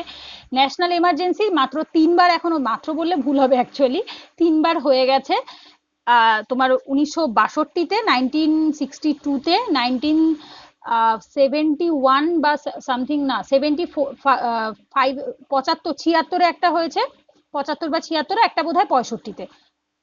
হ্যাঁ এক্স্যাক্টলি, 62, 65 আর একটা 75, এরকম মোটামুটি 3বার হয়েছে। একবার চায়না অ্যাটাক করেছিল, দুবার বোধহয় পাকিস্তান অ্যাটাক করেছে, একবার চায়না অ্যাটাক করেছে আর একবার হচ্ছে তোমার ইন্দিরা গান্ধী হঠাৎ করেই এমার্জেন্সি ডেকে দিয়েছিল 1975-এ। সেটা ছিল অত্যন্ত খারাপ রূপ অ্যাকচুয়ালি এমার্জেন্সি। তো যাই হোক, এগুলো টোটালি ডিফারেন্ট টপিক, এগুলো নিয়ে আমরা ডিটেলে এমার্জেন্সি চ্যাপ্টার পড়বো যখন, তখন ডিসকাস করবো। আজকে আমরা দুটোর পার্থক্যটা দেখবো, যেহেতু এখানে রয়েছে সেহেতু পড়াচ্ছি, না হলে এটা অ্যাকচুয়ালি এমার্জেন্সি চ্যাপ্টারেও কভার হয়। এই মার্শাল ল আর ন্যাশনাল এমার্জেন্সি। মার্শাল ল কিন্তু অনলি এফেক্ট ফান্ডামেন্টাল রাইট। যখন মার্শাল ল চালু হয় কোনো জায়গায়, তো সেখানে কিন্তু শুধুমাত্র ফান্ডামেন্টাল রাইটই কিন্তু এফেক্টেড হয়, ঠিক আছে, এই কথাটা মাথায় রেখো। কিন্তু ন্যাশনাল এমার্জেন্সি যখন চালু হয়, শুধুমাত্র এটা কিন্তু অনলি, আর এটা কিন্তু এই অনলি টার্মস গুলো মাথায় রাখবে, বিকজ ইউপিএসসির অলওয়েজ ফোকাস থাকে এই ধরনের কোশ্চেন করার। Only, none of the above, তারপর হচ্ছে অল দিস থিংস, মানে প্রত্যেকটা এর ভেতর সবকটা না হলে কোনোটা। আর আমাদের স্টুডেন্টদের একটা টেন্ডেন্সি থাকে, আমরা ভাবি যে লাইনে অনলি আছে সেই লাইনটাই হয়তো ভুল ইচ্ছাকৃত হয়তো দেওয়া হয়েছে, বাট অলওয়েজ এটা হয় না। আমার ক্ষেত্রে এরকম অনেক সময় হয়েছে, একটা কোশ্চেন এসেছিল, Kathak is the only north Indian classical dance. আমি ভেবেছিলাম বোধহয় ওই অ্যান্সারটা ভুল হবে, ও অনলিটা হয়তো ইচ্ছাকৃত লিখেছে, but it is very true যে Kathak is the only classical dance of north India. তো এই ধরনের কিছু অনলি থাকে যেগুলো কিন্তু ইম্পর্টেন্ট মাথায় রাখাটা। তো এটা কি করছে দেখো, এফেক্ট করছে ফান্ডামেন্টাল রাইটকে এফেক্ট করে, তার সাথে সেন্টার এবং স্টেটের সাথে সম্পর্ক কিরকম মেনটেন থাকবে সেটা এফেক্ট করে, প্লাস রেভিনিউ ডিস্ট্রিবিউশন। রেভিনিউটা কি, এই যে ট্যাক্স গুলো কালেক্ট করা হয় না, সিজিএসটি, আইজিএসটি, এসজিএসটি, সেগুলো কিভাবে ভাগ করা হবে সেটাও কিন্তু তখন চাইলে সেন্টার আটকে দিতে পারে। পার্লামেন্ট এবং স্টেট লেজিসলেচারের পাওয়ার কতদিন থাকবে সেটাও চাইলে এফেক্ট হতে পারে। মানে হচ্ছে সেই সময় চাইলে পার্লামেন্টের পাওয়ার 1 বছর এরকম করে এক্সটেন্ড করে রাখা যেতে পারে। মানে ধরো একটা লোকসভা ভোট তো 5 বছরের মাথায় মাথায় হয়, তো এমার্জেন্সির সময় 5 বছরের মাথায় নাও হতে পারে, সেই সময় চাইলে 1 বছর করে রিনিউ করেও আটকে রাখা যেতে পারে। একটা পার্লামেন্টের যে তোমার রেজলিউশন, লোকসভার যে রেজলিউশনটা হয় সেটা নাও হতে পারে, ঠিক আছে। প্লাস হচ্ছে সেন্টার কতটা রেভিনিউ দেবে স্টেটকে সেটাও ডিপেন্ড করে, কারণ কি সেন্টারে যদি মনে হয় যে সেই সময় তাকে এতটা রেভিনিউ দেবে না, সে আটকে দিতে পারে। এমার্জেন্সির সময় কিন্তু বেশি ক্ষমতা, ন্যাশনাল এমার্জেন্সির সময় ক্ষমতা কার কাছে চলে যায়, তখন কিন্তু সেন্টারের কাছে চলে যায় রেদার দ্যাট স্টেট। তখন স্টেট কিন্তু খানিকটা বলতে পারো কন্ট্রোলড বাই দ্য সেন্টার, এরকম হয়।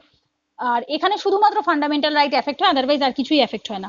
2 কি বলছে দেখো, এই মার্শাল ল কিন্তু শুধুমাত্র গভর্নমেন্ট এবং অর্ডিনারি যে ল কোড রয়েছে সেগুলোকে সাসপেন্ড করে দেয়, বাট ন্যাশনাল এমার্জেন্সির সময় কিন্তু তা হয় না। ন্যাশনাল এমার্জেন্সির সময় গভর্নমেন্ট এবং যে ল কোডগুলো চলে সেগুলো কিন্তু কন্টিনিউ হয়, এটা কিন্তু সাসপেন্ড হয় না। এক্ষেত্রে কিন্তু এটা সাসপেন্ড হচ্ছে, আর এটা কিন্তু কন্টিনিউ হচ্ছে। কোর্ট কোনোভাবে এফেক্ট হচ্ছে না, এখানে জুডিশিয়ারি কোনোভাবে এফেক্ট হয় না, এখানে জুডিশিয়ারি এফেক্ট হয়, ঠিক আছে। 3 নম্বরে কি বলছে দেখো, এটা কি কারণে করা হয়, to impose to restore the breakdown of law and order due to any reason. মানে কি এটা আনা হয় কিসের জন্য, যাতে ধরো একটা কথার কথা বলি, কোনো একটা অরাজকতা সৃষ্টি হয়েছে, অরাজকতা ইন দ্য সেন্স এখানে বলা হচ্ছে যে breakdown of law and order.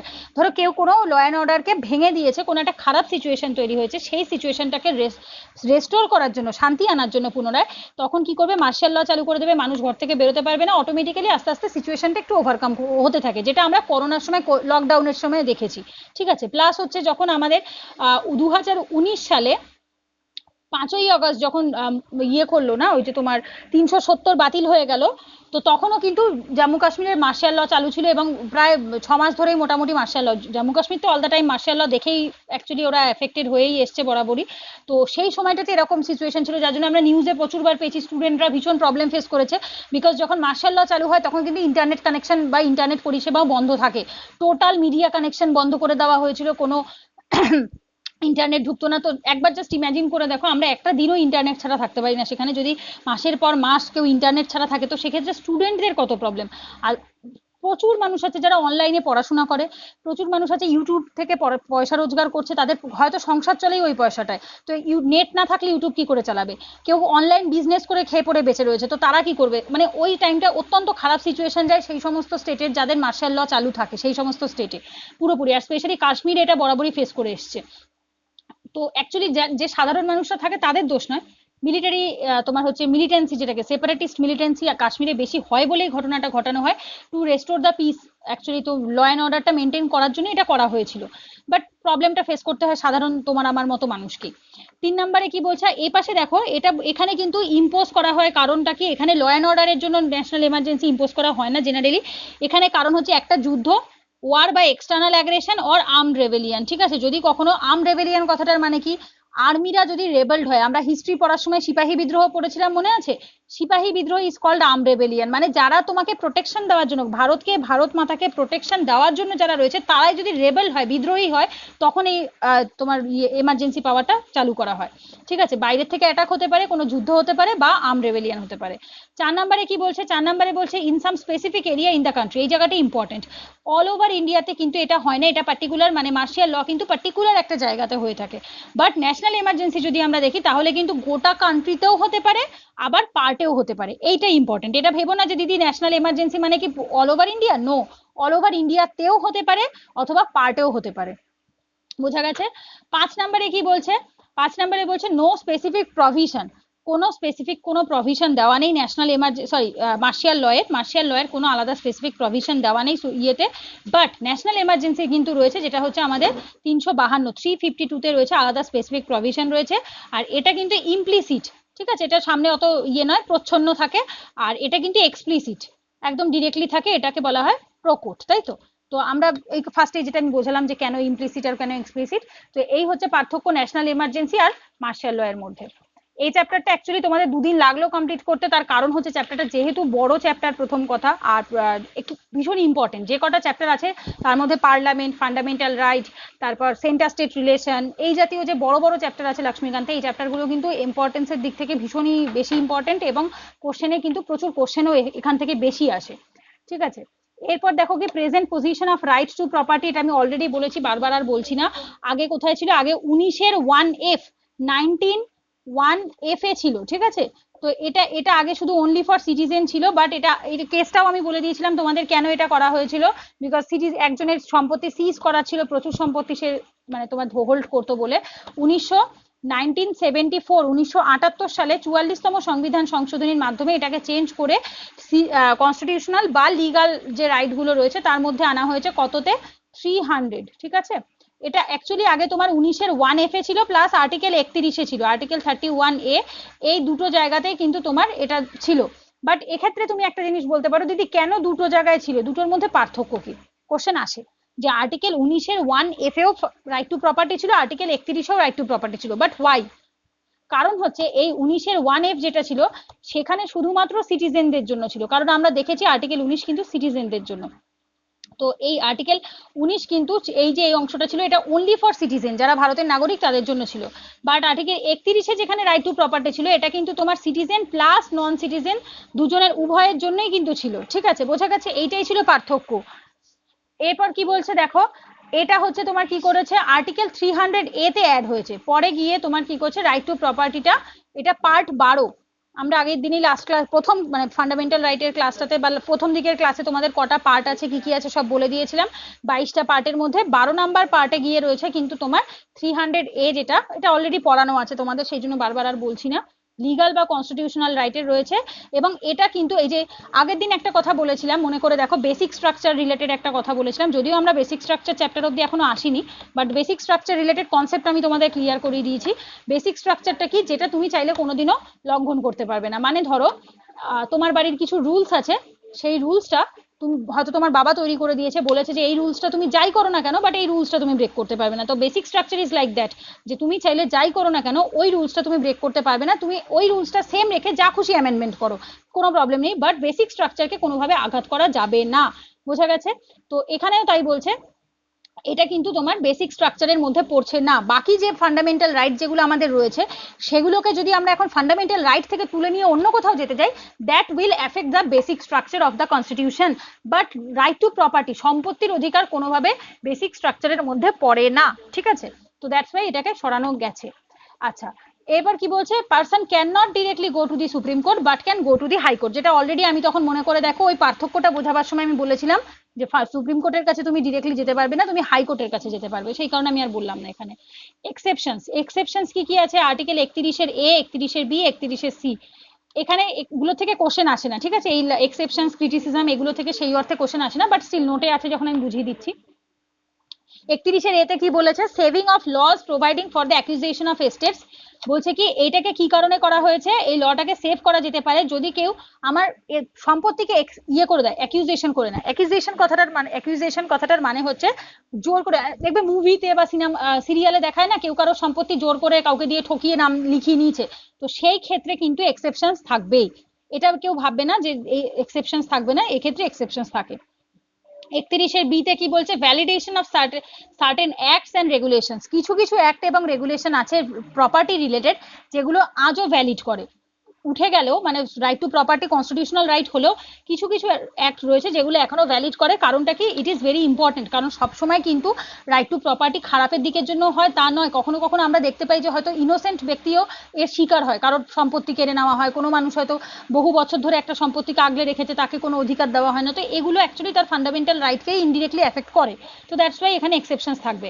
31 সিতে কি বলছে, সেভিং অফ লস ক্রাইভিং effect to certain directive principles, ঠিক আছে, বলছে কি কিছু এই লটাকে সেভ করাটা কি কারণে প্রয়োজন, giving effect to the certain directive principles, কিছু কিছু আমাদের ডিপিএসপি আছে, এরপরে চ্যাপ্টার যেটা রয়েছে ডিপিএসপি, সেখানে আমরা নেক্সট ক্লাসে দেখবো যে ডিপিএসপি তে দেখা যাচ্ছে কিছু কিছু প্রভিশনসকেও কিন্তু এটা এফেক্ট করে ডিপিএসপি, তো দ্যাটস ওয়াই এই জন্য কিন্তু এটাকে সবসময় না হোক টু সাম এক্সটেন্ট কিছু কিছু প্রভিশনসের জায়গায় এক্সেপশনালি প্রোভাইড মানে প্রোটেক্ট করাটা ইম্পর্টেন্ট।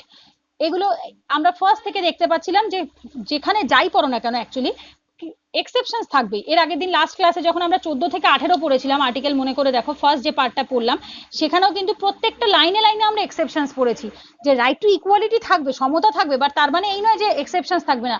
এই যে এখন তুমি যদি বলো যে রিজার্ভেশন কেন দিচ্ছে, দ্যাট ইজ এ এক্সেপশনস, তো এইগুলো হচ্ছে এক্সেপশনস থাকবেই। ক্রিটিসিজমে কি বলছে, কিছু কিছু মানুষ ছিল যারা তোমার এটাকে ক্রিটিসাইজ করেছে, কি কি কারণে করেছে, কি কি বলে করেছে, অ্যাকচুয়ালি এগুলো মেন্স ওরিয়েন্টেড পরীক্ষা কোশ্চেনে আসে, বাট প্রিলিমসে ক্রিটিসিজম আসে না। এক্সেসিভ লিমিটেশনস, যথেষ্ট লিমিটেশনস রয়েছে, স্বাভাবিক, আমাদের কোনোটা মানে আরবিট্রারি অ্যাকশনসটাকে তোমার যাতে আটকানো যায়, প্রহিবিট করা যায়, সেই জন্য লিমিটেশনস দিয়েছে।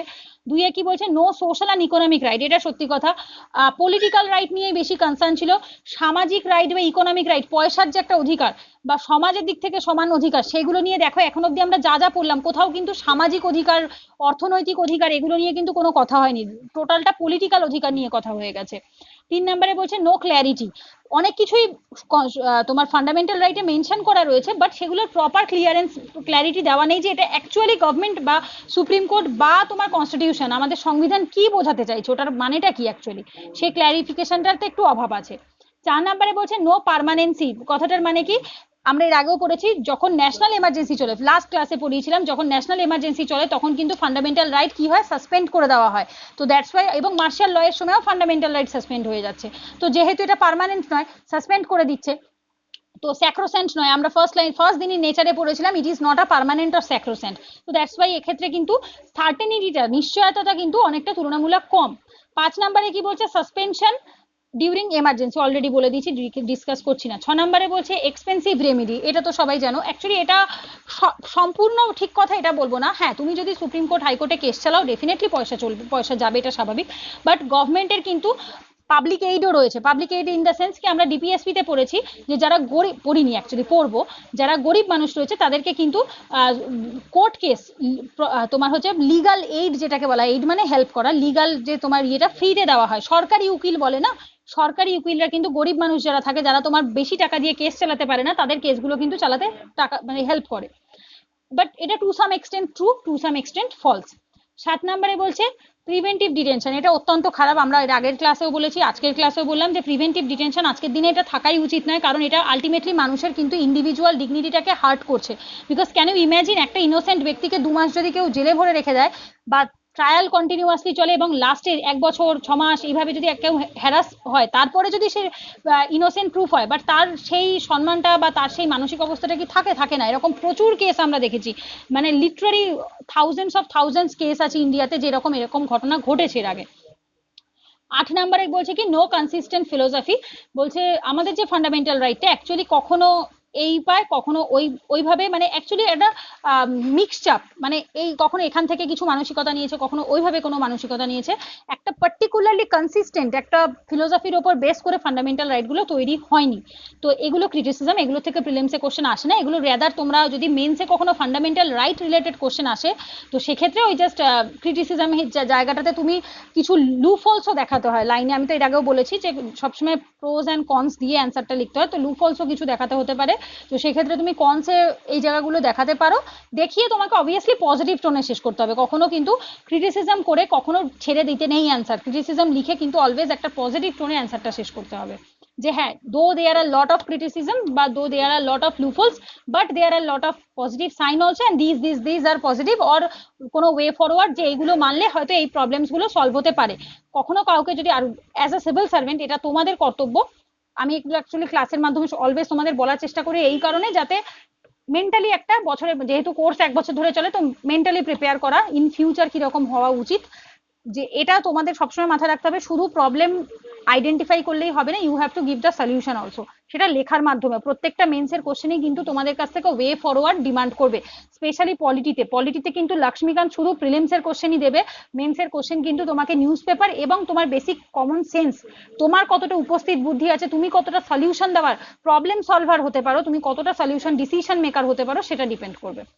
এরপর কি বলছে, রাইটস আউটসাইড পার্ট 3, এর পার্ট 3 বাইরেও কিন্তু বেশ কিছু রাইটস আছে। সেই রাইটস গুলো কি কি দেখো, কনস্টিটিউশনাল রাইট বা লিগাল রাইট বা নন ফান্ডামেন্টাল রাইট এদেরকে বলা হয়ে থাকে, যেমন নো ট্যাক্স। ঠিক আছে, এখানে দেখতে পাচ্ছ লাল কালি দিয়ে আমি অনেকগুলো স্টার মেরেছিলাম, বিকজ আমার একটা মক টেস্টে পরীক্ষায় কোশ্চেন এসেছিল। তো আমি নোটের ভেতরে যেগুলো বেশি এমফাসাইজ করি, এখানেও দেখো বেশ কিছু আছে গোল গোল করে মেনশন করা রয়েছে নোটে, সেগুলোর থেকে কোশ্চেন আসে। আমার লাস্ট 3 বছরের এক্সপিরিয়েন্স যেখান থেকে দেখেছি আমি, কোশ্চেন প্রিভিয়াস ইয়ারে এবং মক টেস্টে আসে, সেগুলোই বেশি এমফাসাইজ করি। তো তোমরা পড়ার সময়ও নোটে সেই জায়গাগুলো বেশি এমফাসাইজ করবে।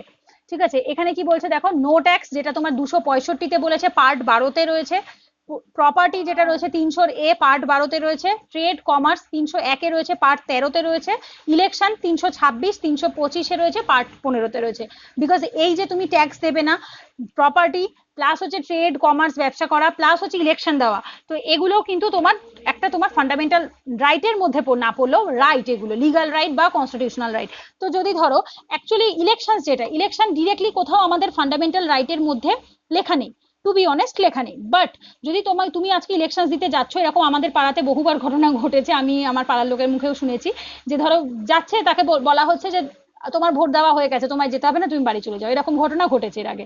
ঠিক আছে, তার মানে কি, ডিরেক্টলি না হলেও সেই ব্যক্তির কিন্তু এটা আর্টিকেল 21-কে এফেক্ট করছে, right to live with dignity, তুমি সম্মানের সাথে বাঁচতে পারছো না, তোমার ভোট তুমি দেওয়ার আগে বলছে তোমার দেওয়া হয়ে গেছে, তো টু সাম এক্সটেন্ট বা ইনডিরেক্টলি এফেক্ট করছে কোথায়, আর্টিকেল 21-কে, বা হচ্ছে রাইট টু ইকুয়ালিটিকে, আর্টিকেল 14-কেও কিন্তু এফেক্ট করছে। কারণ কি, ইকুয়ালিটি মানে সমতা, ভোট দেওয়ার অধিকার কিন্তু সমতায় থাকে, সবার থাকে। ইউনিভার্সাল অ্যাডাল্ট ফ্র্যাঞ্চাইজ মানে 18 বছর হয়ে গেলে তুমি ভোটাধিকারের অধিকার পেয়ে যাবে।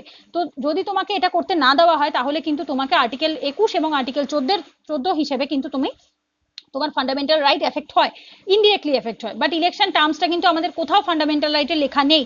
তো যেহেতু লেখা নেই, তার মানে যদি তোমার কেউ এটা করে, তুমি কি তাহলে কোর্টের দ্বারস্থ হতে পারো না? Yes, you can go to the court, but not to the directly supreme court, you can go to the high court. আমি আগেই বলেছিলাম, লিগাল বা কনস্টিটিউশনাল রাইটের জন্য তুমি কার কাছে যেতে পারো, তুমি হাইকোর্টের কাছে যেতে পারো, তুমি কিন্তু সুপ্রিম কোর্টের কাছে যেতে পারবে না। বোঝা গেছে? তো তোমাদের এখানে হচ্ছে ফান্ডামেন্টাল রাইট আজকে কমপ্লিট হচ্ছে। আজকে আর আমি directive principles of state policy যেটা রয়েছে, এটা আমি আর স্টার্ট করছি না, অ্যাকচুয়ালি টাইমও হয়ে গেছে, ঘন্টা 2 হয়ে গেছে, তো ওই কারণে আমি আর স্টার্ট করছি না। আর একদম ফ্রেশ ভাবে 10 মিনিটের জন্য শুধু শুধু স্টার্ট করে লাভ নেই। নেক্সট ক্লাসে তোমাদের ফ্রেশ ভাবে ডিপিএসপি থেকে স্টার্ট হবে, মানে হচ্ছে কালকের ক্লাসটাতে, আচ্ছা কালকের ক্লাসটা লাইভ হবে, হ্যাঁ আজকেরটা ভিডিও দিয়ে দিলাম, কালকেরটা লাইভ হবে। আর এটা হয়ে যাবে, ডিপিএসপি কমপ্লিট হয়ে যাবে, অ্যামেন্ডমেন্টও হয়ে, এক সেকেন্ড একটু আমি দেখে বলে দিই কালকে কোন কোন চ্যাপ্টার আমি পড়িয়ে দিতে পারবো। ডিপিএসপি হয়ে যাবে, ফান্ডামেন্টাল ডিউটি হয়ে যাবে, অ্যামেন্ডমেন্টও হয়ে যাবে, ওকে, বেসিক স্ট্রাকচারও হয়ে যাবে, ছোট্ট চ্যাপ্টার।